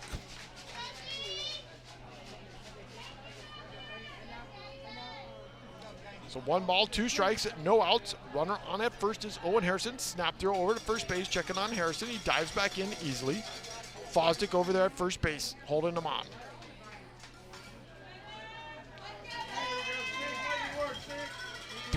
One ball, 2 strikes, no outs. Sampson's pitch. Curveball down low, good stop there by O'Brien. Another good job of sliding to his right. 2-2. Packed house here at the Bosque River Ballpark. Both teams traveled well to this ballpark here in Waco, Texas here tonight. Top of the 6th inning, no score. 2-2, here's the pitch. Pops it straight up in the air. Bradford, the center fielder, is calling for it. He's got it, and that's the first out of the inning. That will keep the runner at first base after the walk. So that brings up Cale Zips to the plate, right-handed batter. He struck out and was hit by a pitch in his last at bat.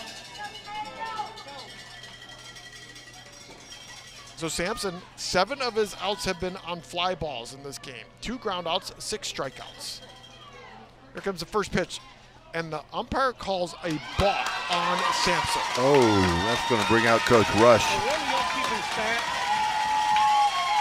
Do you know how many pitches CJ has? Coach wants to know. 81. 87? Yes, 87. So we got a balk. We go down to second base. So the balk, I don't think he came to a full set, did he? I don't know. I didn't see it. Rush is out there. The coach having a quick conversation with Sampson, kind of just calming him down. Sampson, I think, is a little upset about that call. Yeah. So the runner now is down at second base is Harrison. Rush is coming back out, having a conversation with the umpire. Saying a couple of words to the home plate umpire. Umpire's trying to calm him down. He's a little upset about that. He's ball just saying, call, what are you called doing? it. Umpire throwing the hand up. So it looks like he gave him a warning as well. So he goes back to the dugout. So now we got a runner on second base with 1 out. Well, if anything, that's going to up the radar gun on Sampson a little bit. He's going to get a little extra juice on his fastball. I think so too. So Myers is playing like he's coming back to second base. Zips is on the at the plate and almost got hit by that pitch. Almost came inside on the righty and just stepped away from it. See if Sampson can keep his composure here at the moment with a runner on second base. A little bit of a jam, got out of a jam in the last inning. Helped out by Bradford, throwing a double play from center field to catch the guy out at second base. So 1 out, runner on second. 1 ball, no strikes. Next pitch, swing and a miss. Down and away. O'Brien set up on the right-hand edge of the plate. Trying to get him to chase it, he did. So 1 ball, 1 strike, 1 out. Sampson's working on the stretch. Here comes the right-hander's pitch. Fouls it off. 87 miles per hour, Wylie. He's throwing gas here at the moment. Put some mustard on that hot dog. Zips the DH with a .412 batting average. Zips the number 3 batter for this lineup. 1 ball, 2 strikes. Leads the Red Raiders with 32 RBIs. Ooh, that was high. And they're saying it hit him. Nope. 2-2, yeah. He tried to get away with that. It was ball 2. And Coach Bunner coming from third base to have his conversation. So both coaches, maybe not biggest fans right now of our umpire crew. That was definitely, we got a good viewpoint of it. It did not hit him from what I could see. Bunner's having a conversation with the home plate umpire. Now this here comes again Coach. Would be instant replay, which you have in the state tournament. So both coaches split. Yeah, both coaches out. Now the third base saying umpire coming down their as well. piece. Now the third base umpire is going to come in. And I didn't think that ball hit him. We got a good viewpoint. I didn't think he hit him. I think he tried to take that himself. Rush is having a conversation with the third base umpire here at the moment. So it's 2-2. The home plate umpire is calling it 2-2. Both coaches definitely a little demonstrative here at the moment, but you can understand there's high stakes in this ball game here. Playing for all the marbles, baby. So Zips is going to go back. 2 balls, 2 strikes, 1 out. Runner on at second base is Harrison. They want to keep those marbles. Umpire having a conversation with the Daniel O'Brien, the catcher. Oh, 2-2. Top of the 6th inning, no score. Sampson set. Here comes a 2-2 pitch by the right-hander. Down the middle, fouls it off. Fosdick in fouls ground. Try to see if he's got a chance, and it goes foul. Yes. Just a little bit to the outside of that first base fence. Fosdick had a chance, but just went a little bit too far out of play. So 2 balls, 2 strikes, 1 out. Great atmosphere here tonight at the Bosque River Ballpark here in Waco, Texas. 6A Division II Region 6A Division II Region II Finals. No score, top of the 6th inning. C.J. Sampson still on the mound. Starting pitcher, 5 1/3 innings pitched, 3 hits, 1 walk, 6 strikeouts. Runner on at second. Here comes a 2-2 pitch to Zips. Pops it up, foul out of play. Late swing. Just a little bit late on that swing, Jeff. Fouls it off. Sampson is throwing BBs now. Definitely throwing BBs. So he's got the ball in his hand. He's looking to his catcher, O'Brien. He's set. 2 balls, 2 strikes. The right-hander in the white jersey pitch. Got him! Struck him out! He went swinging for that ball, fished for it. Strikeout number 7 for Sampson. That's a big strikeout here in the top of the 6th inning for the Cougars. 7th strikeout of the ball game for C.J. Sampson. Keeping that 1 per inning. Well, he did not get 1 in the 5th inning, so I take that back. Sampson threw 20 pitches this inning. It's up to 94 pitches in the game. So Payne Hoffman at the plate, struck out and popped out. 2 outs, runner on at second. The right-hander pitch by Sampson on the outside corner, ball 1. Remember the balk is why Harrison's down at second base. Yeah, and that definitely got things a little heated here at the moment. Kind of got the temperatures and the blood pressure up a little bit. And then Zips tried to get himself down to first on a hit, but he did not get hit. Here comes a 1-0 pitch by Sampson. Curveball down the left field line, fair! Here comes the runner, Owens around third. He's going to score. Hoffman's going to go into second base with a double, and they take the lead 1-0 here at the top of the 6th inning with a base hit down the left field line. That would hit right on the and nose. The Red Raiders take the lead 1-0 on that base hit by Hoffman down the left field line.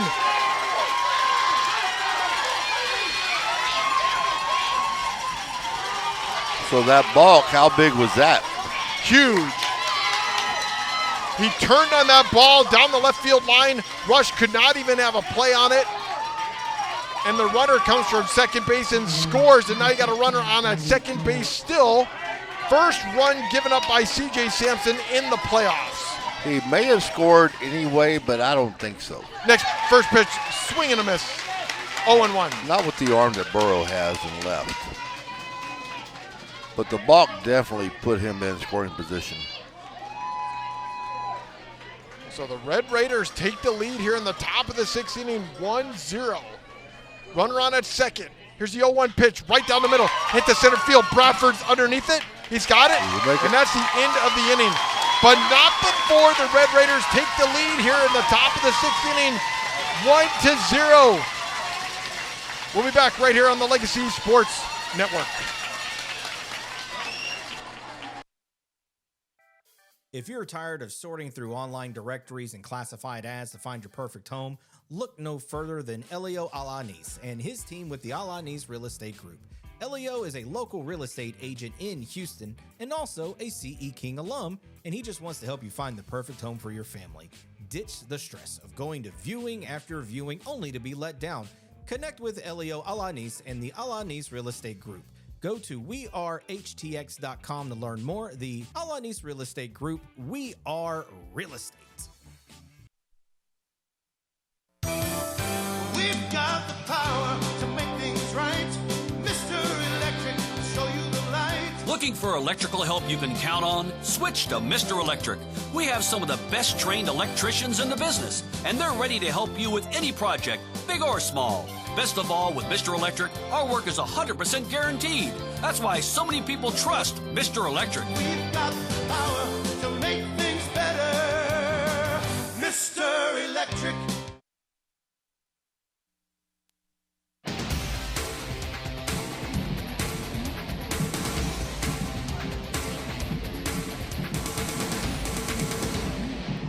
Bosque River Ballpark, Red Raiders, Wylie 1-0 here in the bottom of the 6th inning with catcher Hopkins of the Tomball Cougars coming to the plate.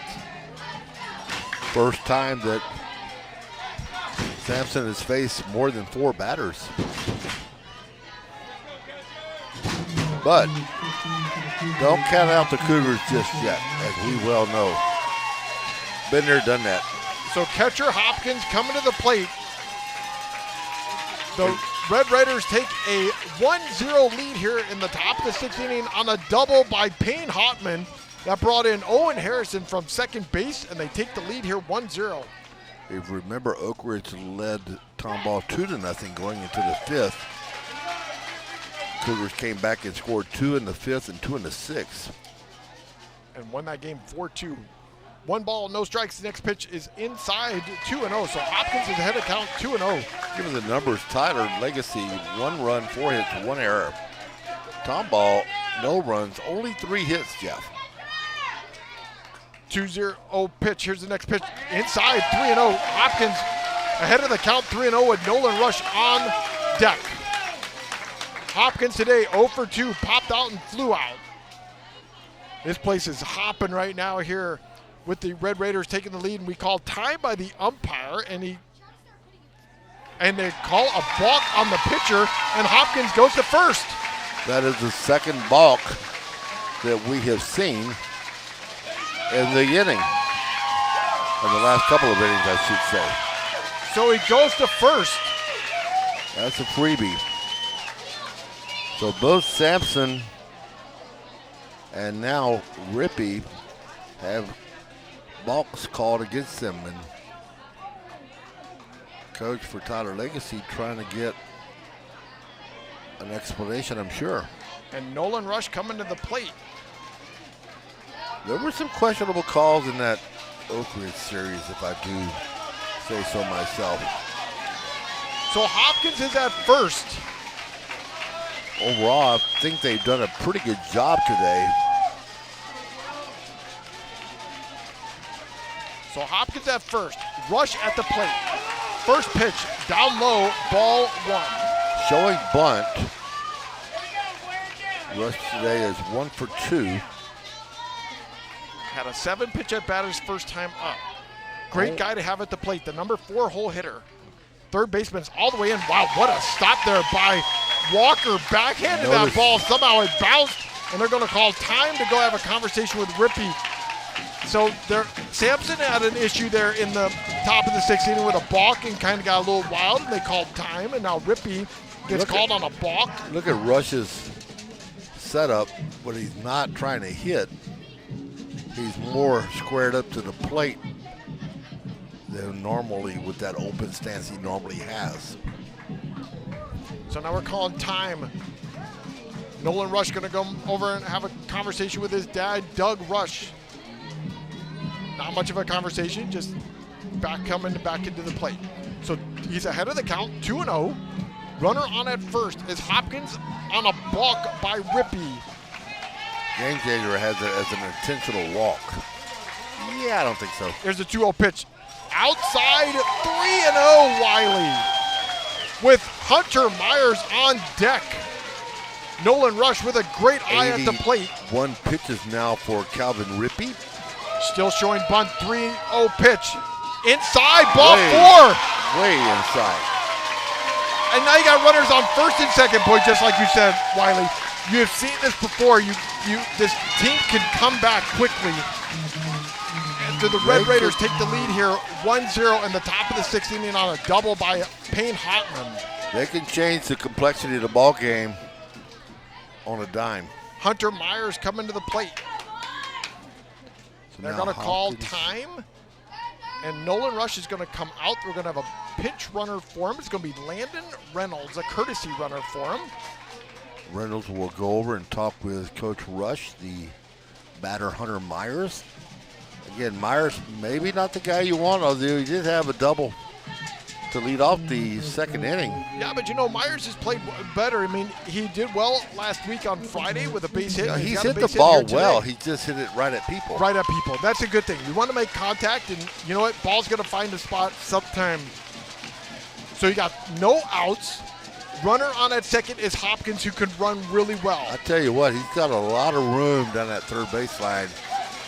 The right-handed batter, if he could turn on one here, that could score the runner from first, Reynolds. If he could hit it in between the shortstop and the third baseman, he's got a great opportunity to score. He's going to show bunt, first pitch on the outside corner. Rippey has gotten that strike call all night long on the outside corner. So 0-1. So Rippey finally gets the ball across the strike zone. The last two batters, he went 7 balls in a row. So 0-1. Service playing in on the grass at first base. Myers, the right-handed batter. She's going to show bunt. He does. Here's the pitch inside. Almost hit him. 1-1. Well, they got the standard wheel play on. First baseman comes in to play the bunt. Second baseman covers first. Shortstop covers second. Rippey up to 88 pitches in this game. Big opportunity here for the Cougars. No outs. Runners on first and second. Hopkins at second. Reynolds at first. Here's a 1-1 pitch by the left-hander. Hits it to right field. Fouled. Just a little late on his swing. Brady you know what, Burrow. though? If he pushes that one down that first base line, everybody's running. Everybody's scoring. Bottom of the 6th inning, Red Raiders took the lead in the top of the 6th on a double by Payne Hoffman, bringing in Owen Harrison from second base, who got there on a balk by Sampson. You could be looking at a triple if he can get it down that line. Rippey looking into his catcher Walker. He's set. The left-hander's 1-2 pitch to Hunter Myers. High, 2-2. Upstairs, way high. Broke away from the right-hander. Rippey's thrown 9 pitches in this inning. No outs. And now you got a hitter's pitch. This is something Myers can definitely work with here. Myers, the number 5-hole hitter on the ball club for the Cougars. 2 balls, 2 strikes. Here's the left-hander's pitch. Curveball way outside. 75-mile-an-hour curveball that just hung out there. That one never curved. Nope, it just hung. Rippey is struggling. As they say, hanging curveball, but without the curve. Tomball crowd is making noise. 3 balls, 2 strikes, 2 runners on, no outs. Runner on first and second. Myers at the plate. Here comes a 3-2 pitch by Rippey. High ball 4. He walks him. Upstairs. We got bases loaded. Hopkins got on first on a balk. Bush got on first on base with a walk. And now he walked Myers. A pitching change here. 2 consecutive walks. Bunner is not coming out. He's setting the defense. Rippey's going to stay out there. No outs, bases loaded. Umpire having a conversation over there with the Tomball team, getting some new baseballs. So what you're saying, he's not like Coach Pierce. No. Coach Pierce goes to the mound, you're going to go bye-bye. So lefty on lefty, bases loaded, no outs. Brady Burrow at the plate. Struck out and walked. First pitch outside, ball 1. Burrow.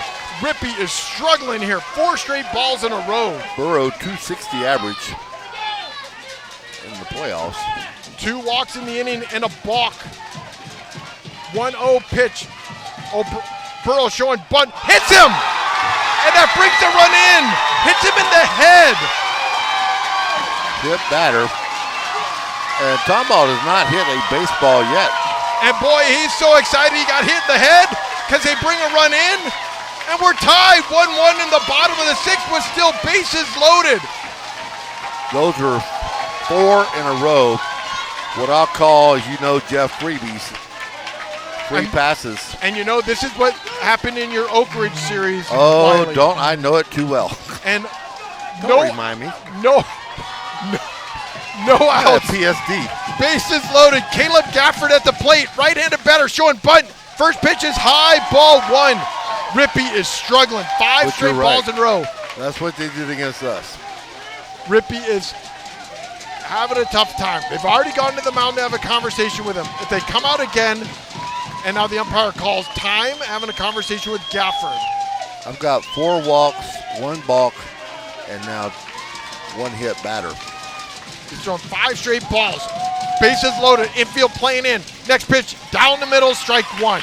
So that's a total of 6 free passes. Oak Ridge, as you know, gave up 11 free passes in game number 2, and it was all downhill. Red Raiders took the lead in the top of the 6th, 1-0, but the Cougars are taking advantage of Rippey here in the bottom of the 6th. Tie game, 1-1. Here's the 1-1 pitch by the left-hander on the outside corner. 2-1. Boy, he's got that strike call almost all day long, but that pitch was just a little bit outside. He is 0 for 2 today. 2-1. I'm surprised he didn't swing at that one, to be honest. Good eye by Gafford. Gafford, I'm telling you what, Gafford's played well, even though he's 0 for 2 in this game, played well in the Roulette Eagles series.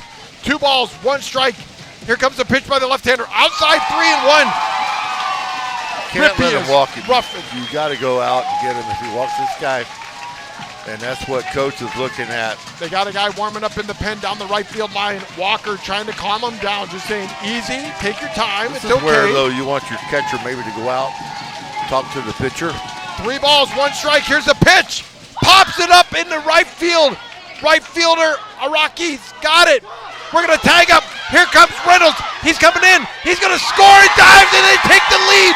And Myers goes to second base.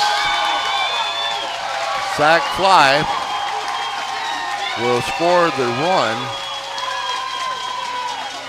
Again, Jeff, that ball, if there was any wind in this ballpark, that ball had a chance to blow out. And they take the lead 2-1 with Corbin Cook coming to the plate. Bases are still loaded. No, runner out at second. Nobody at second. Oh, okay. It was a Couldn't see fly out. So you around. got runners on the corners. Couldn't see around Walker. Yep, Burrow at first. Myers at second. Cougars with the lead 2-1. Corbin Cook coming to the plate with only 1 out. No, remember, Tomball likes to do that delayed steal, too. Good 2 lead. runs scored. Cook is showing bunt. Here's the first pitch. There There it goes is. the runner. He fouls it off. You called that there. Gafford was I've seen taking this- off running. I've seen this movie more than once. Well, you know what? That's a smart move, though, by Rush. You don't want to get a double play here. So they like to delay steal, hold the runner at first, and then they like to bring that third base runner down the line and see where they go.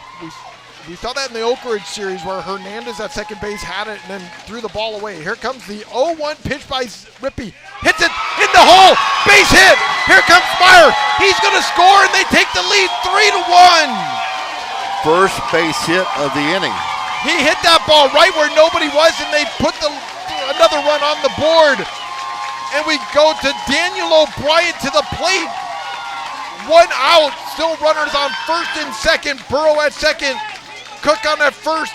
The new commit on his way to Coastal Bend College in Beeville, Texas. And where is Beeville exactly? It's just outside of Victoria, just There you go. southwest of Victoria. So Checking your Texas I got history. you. Here we go. O'Brien at the plate. Left-hander's pitch down low. 1-0. Cougars have come back to score 3 in the bottom of the 6th after the Red Raiders took the lead in the top of the 6th. They're taking advantage of Rippey, who's been struggling in this inning. O'Brien 0 for 2 today. Here's a pitch. Fouls it off. 1-1. Struck out his first at bat, grounded out to the shortstop in his last at bat. C.J. Sampson on deck, who got a double his last See if time they up. double steal. You got Burrow on at second, Cook on at first. They're not holding either runner on. 1-1 pitch by Rippey to the left-hander O'Brien, and he steps off the mound. Smart move. I would not be surprised, though, to see it. Great atmosphere here at Bosque River Ballpark for the 6A Division II Region II Finals. Here comes a 1-1 pitch by the left-hander to O'Brien. He check swings. Ooh, Foul. just foul. That a little, almost like a softball slapper. So 1 ball, 2 strikes. 1 out. Runner on at first and second. 7th batter of the inning. O'Brien with the pink batting gloves at the plate. Left-handed batter. 1-2 pitch coming by Rippey. Here it is outside. 2-2. Rippey up to 20 pitches in this inning. 93 for the game. Dose. 2 balls, 2 strikes. Burrow on at second. Cook on at first. Cougars took 3 runs here in the bottom of the 6th with 1 out still. Here's the pitch.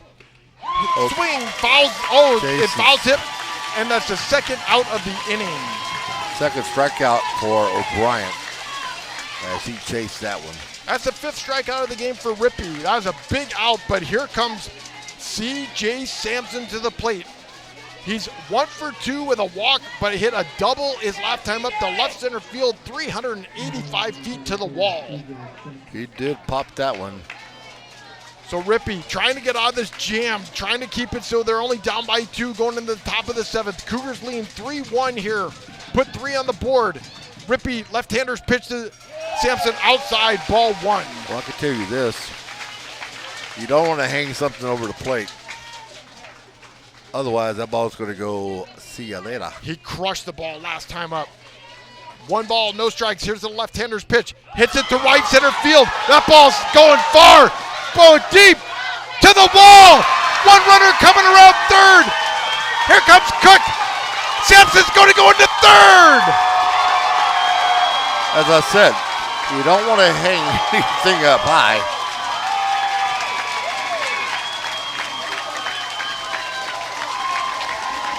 I've seen this movie more times than I've seen Blazing Saddles. Sampson hits one to left center field his last time up. This time hits one to right center. He clears the bases for a triple. And they take the lead 5-1 here in the bottom of the 6th inning, and that's going to be it for Calvin Rippey. VJ Bunner has come out. We're going to have a pitching change. We'll be back right here on the Legacy Sports Network.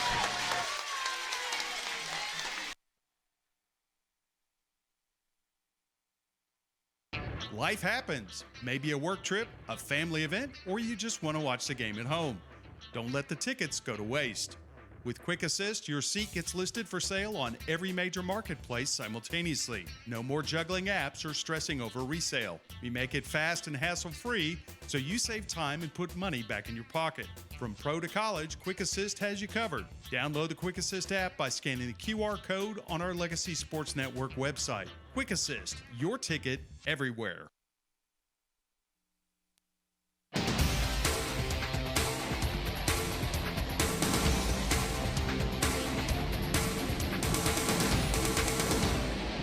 Don't miss the final UIL state event of the year, the 2026 State Baseball Championship, taking place June 4th through June 6th at Dell Diamond in Round Rock. For scheduled spectator and ticket information, please visit uiltexas.org/baseball.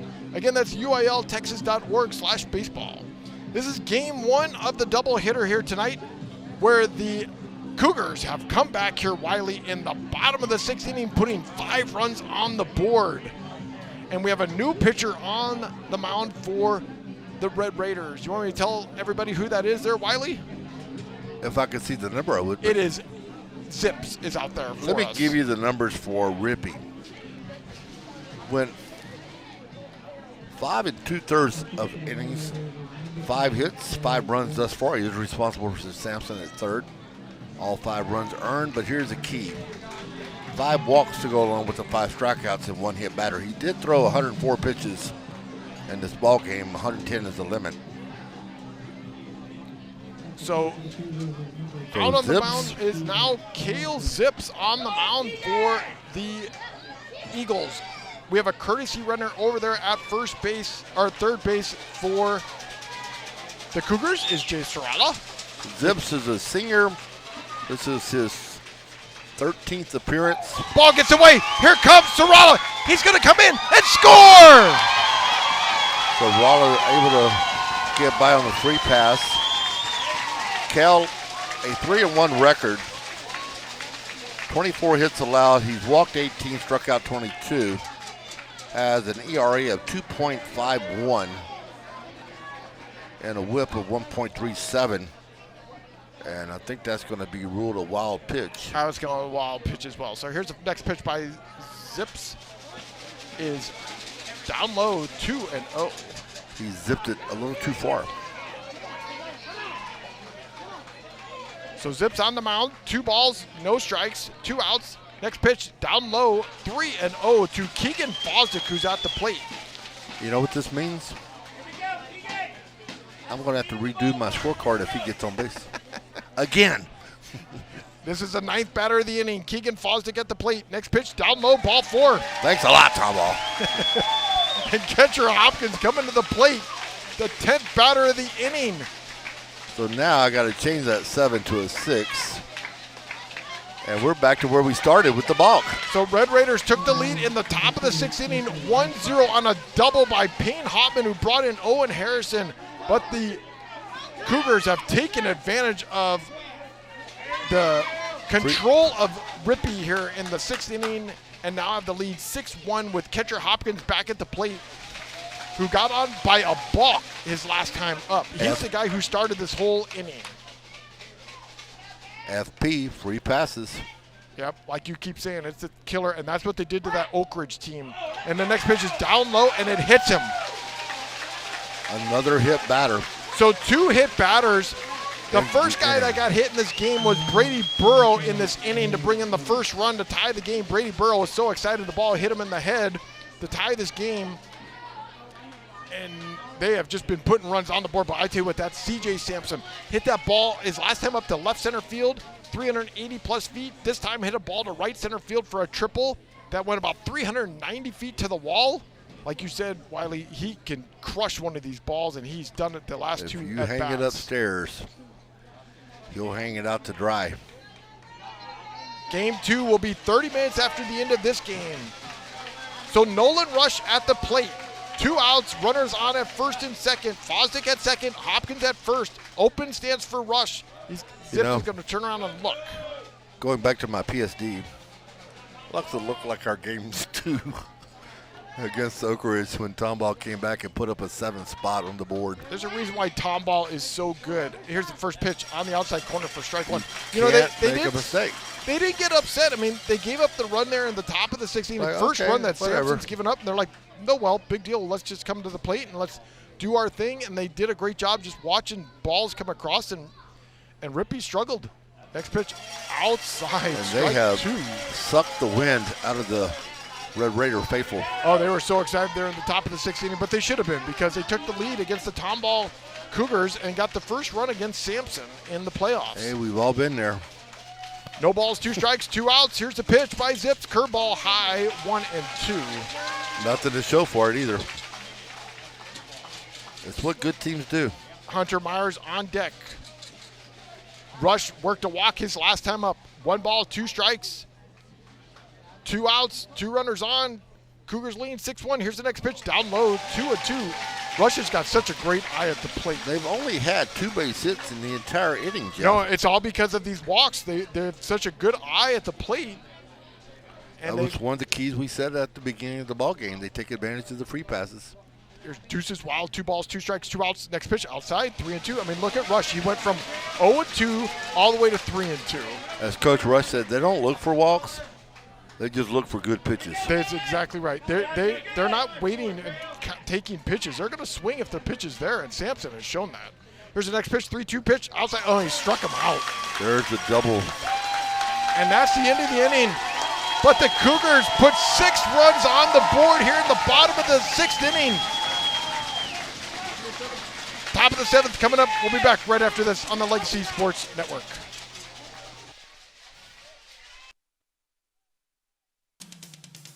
Legacy Sports Network, now celebrating 18 years of broadcasting excellence. We are your home for local high school sports coverage. Expect excellent audio and video production. Whether you're listening at home or at the game, find us at lsnsports.com. Legacy Sports Network, building a legacy one game at a time.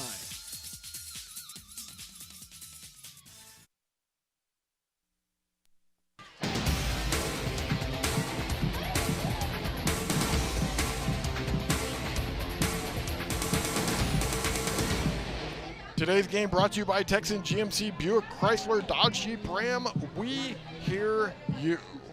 Top of the 7th inning, the Cougars put 6 runs on the board after the Tyler Legacy Red Raiders put 1 on the top of the 6th, and the Cougars took advantage of the Red Raiders in the bottom of the 6th inning and put 6 runs on the board. And C.J. Sampson is going to try to throw a complete game again, Wylie. Always. The good news is for Red Raider fans, they 6, 7, and 8 batters are a combined 3 for 6, so they're batting .500. So here's Brady Symes, the right-hander batter at the plate. First pitch inside by Sampson. Sampson is up to 99 pitches in this game. Sims is 0 for 2 today. Both of them, he's flown out to the right fielder. Next pitch outside, 2-0. Gafford over in right. So the Tyler Legacy Red Raiders took the lead in the top of the sixth, scoring the first run against C.J. Sampson. Here's a 2-0 pitch by Sampson, outside 3-0. And then the Cougars came back in the bottom of the sixth inning, taking advantage of walks and a balk, and C.J. Sampson with a triple, and they take the lead 6-1. Next pitch down the middle for a strike, and that's where we're at, 6-1 here at the top of the seventh inning here at Bosque River Ballpark in Waco, Texas. There's somebody throwing down in the left field bullpen for the Cougars. Strike 2. Oh, striking. Symes thought that was ball. He was halfway to first. That was definitely a strike. Had to put on his brakes. Right down the middle. Sampson already with 7 strikeouts in the game. 3-2 pitch by Sampson. Down the middle, fouled. Sampson now over 104 pitches in this ball game. 6 more to go. 3 balls, 2 strikes, no outs. Here's the right-hander's pitch. Down the middle, fouled. You know, that's what he doesn't want to have happen. Need some quick outs here in order to close out this game. Wylie, this was a pitcher's duel beforehand. Here's a 3-2 pitch by Sampson. Down the middle, strike 3, got him. His 8th strikeout of the game, and that's going to be his last batter. Yep, pitch and change time. 106 pitches now for C.J. Sampson. And what a performance. And what do you say? What's the limit that they can throw, Wylie? 110. 110, so he throws 106 pitches in 6 1/3 innings, 4 hits, 1 run, 1 walk, 8 strikeouts. A fantastic, spectacular performance by the Texas A&M prospect who graduated this morning from the Tomball Cougars, getting a standing ovation coming off the field and getting hugged by all of his team members on the third base dugouts. Numbers for Sampson. As we take a look at the numbers, 6 1/3 innings of work, 4 hits, 1 run, 1 walk, and 8 strikeouts. And we have a new pitcher, Wylie, Ty Taylor, coming into the game. Got numbers for Ty Taylor for this Cougar ball club? Sure.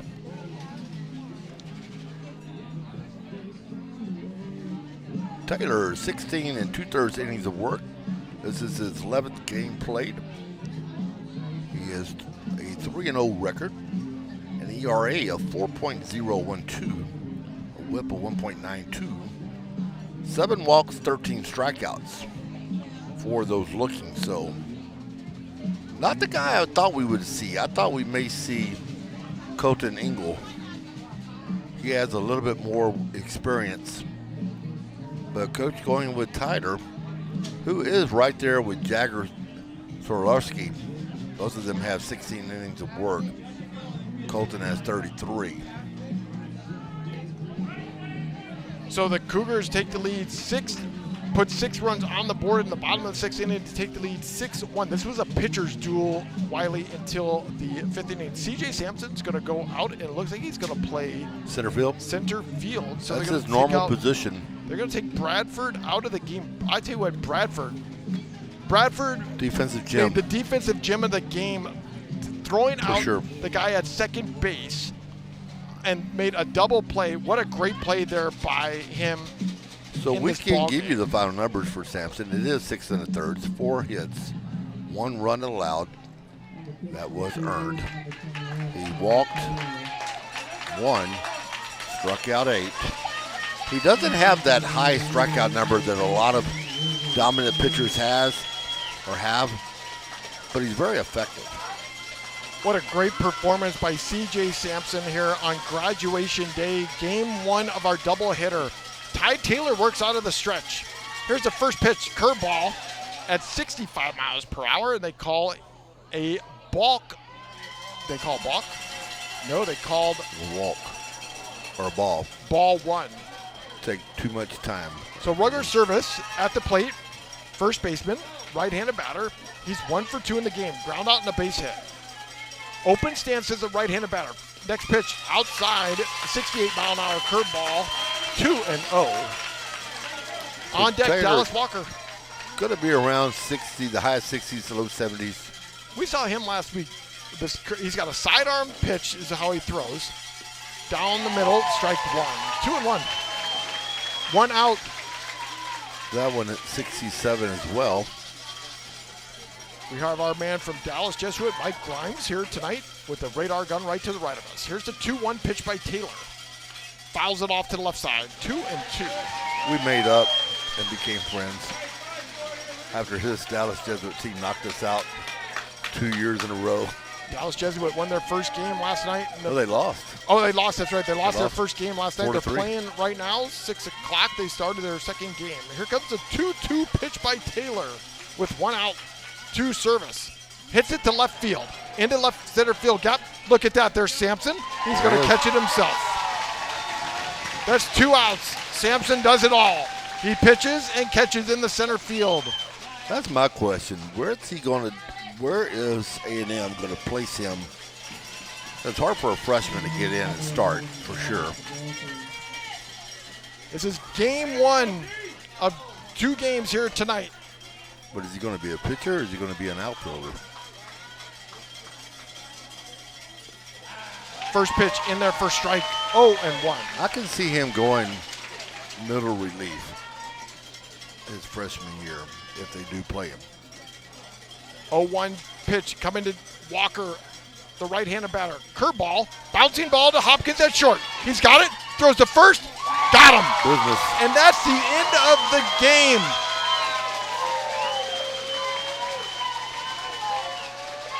And the final score, end of game 1, Tomball Cougars 6, Tyler Legacy Red Raiders 1.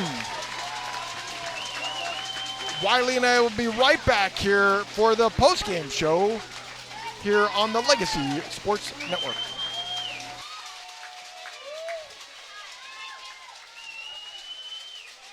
You know, to mentor a child, you don't have to be the most talented person in the world. To prove that point, we're here with 3 real-life mentors who are going to sing for us. Hit it, guys. Twinkle, twinkle, little star, how I wonder what you are. Up above the world so high, like a diamond in the sky. Twinkle, twinkle, little star, how I wonder what you are. Thanks, guys. That was awful. As you can see, you don't have to be perfect to mentor a child. You just have to be yourself, which, by the way, is pretty good. Excuse me, we don't think we nailed it that time. Can we try it again? Not a chance. Do good. Mentor a child. Call Save the Children toll-free at 1-877-BA-MENTOR. 1-877-BE-A-MENTOR. A message brought to you by Save the Children and the Ad Council.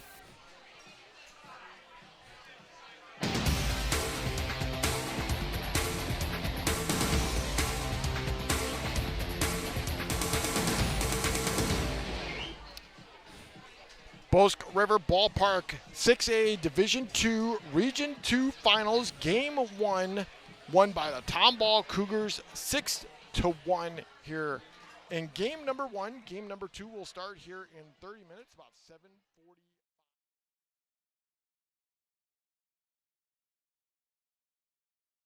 Of game number 1. I give the numbers while you do the photo thing. Tyler Legacy falling to the Tomball Cougars by a score of 6-1 here at 1781 Double E Ranch Road. The Red Raiders got on the board in the 6th inning after Peyton Hopman doubled, scoring 1 run. But Tomball would flip the script, and they would take the lead in the bottom of the 6th, scoring 6 runs on just 2 hits. Biggest blow coming by the starting pitcher for the Cougars, C.J. Sampson, who had that triple on a 75-mile-an-hour pitch that drove in 2 runs. Sampson getting the W for the Cougars. He gave up 4 hits, 1 run over 6 1/3 innings of work. Calvin Rippey took the loss for the Tyler Legacy Red Raiders. He went 5 2/3 innings, giving up 6 runs on 5 hits. Struck out 5, walked 5. Dallas Walker, the number 8 hitter, led the Red Raiders with 2 base hits. Hopman had 1 run batted in. He went 1 for 3 on the day. Sampson led the Cougars with 2 runs batted in. He went 2 for 3 at the plate. And Tomball takes game number 1.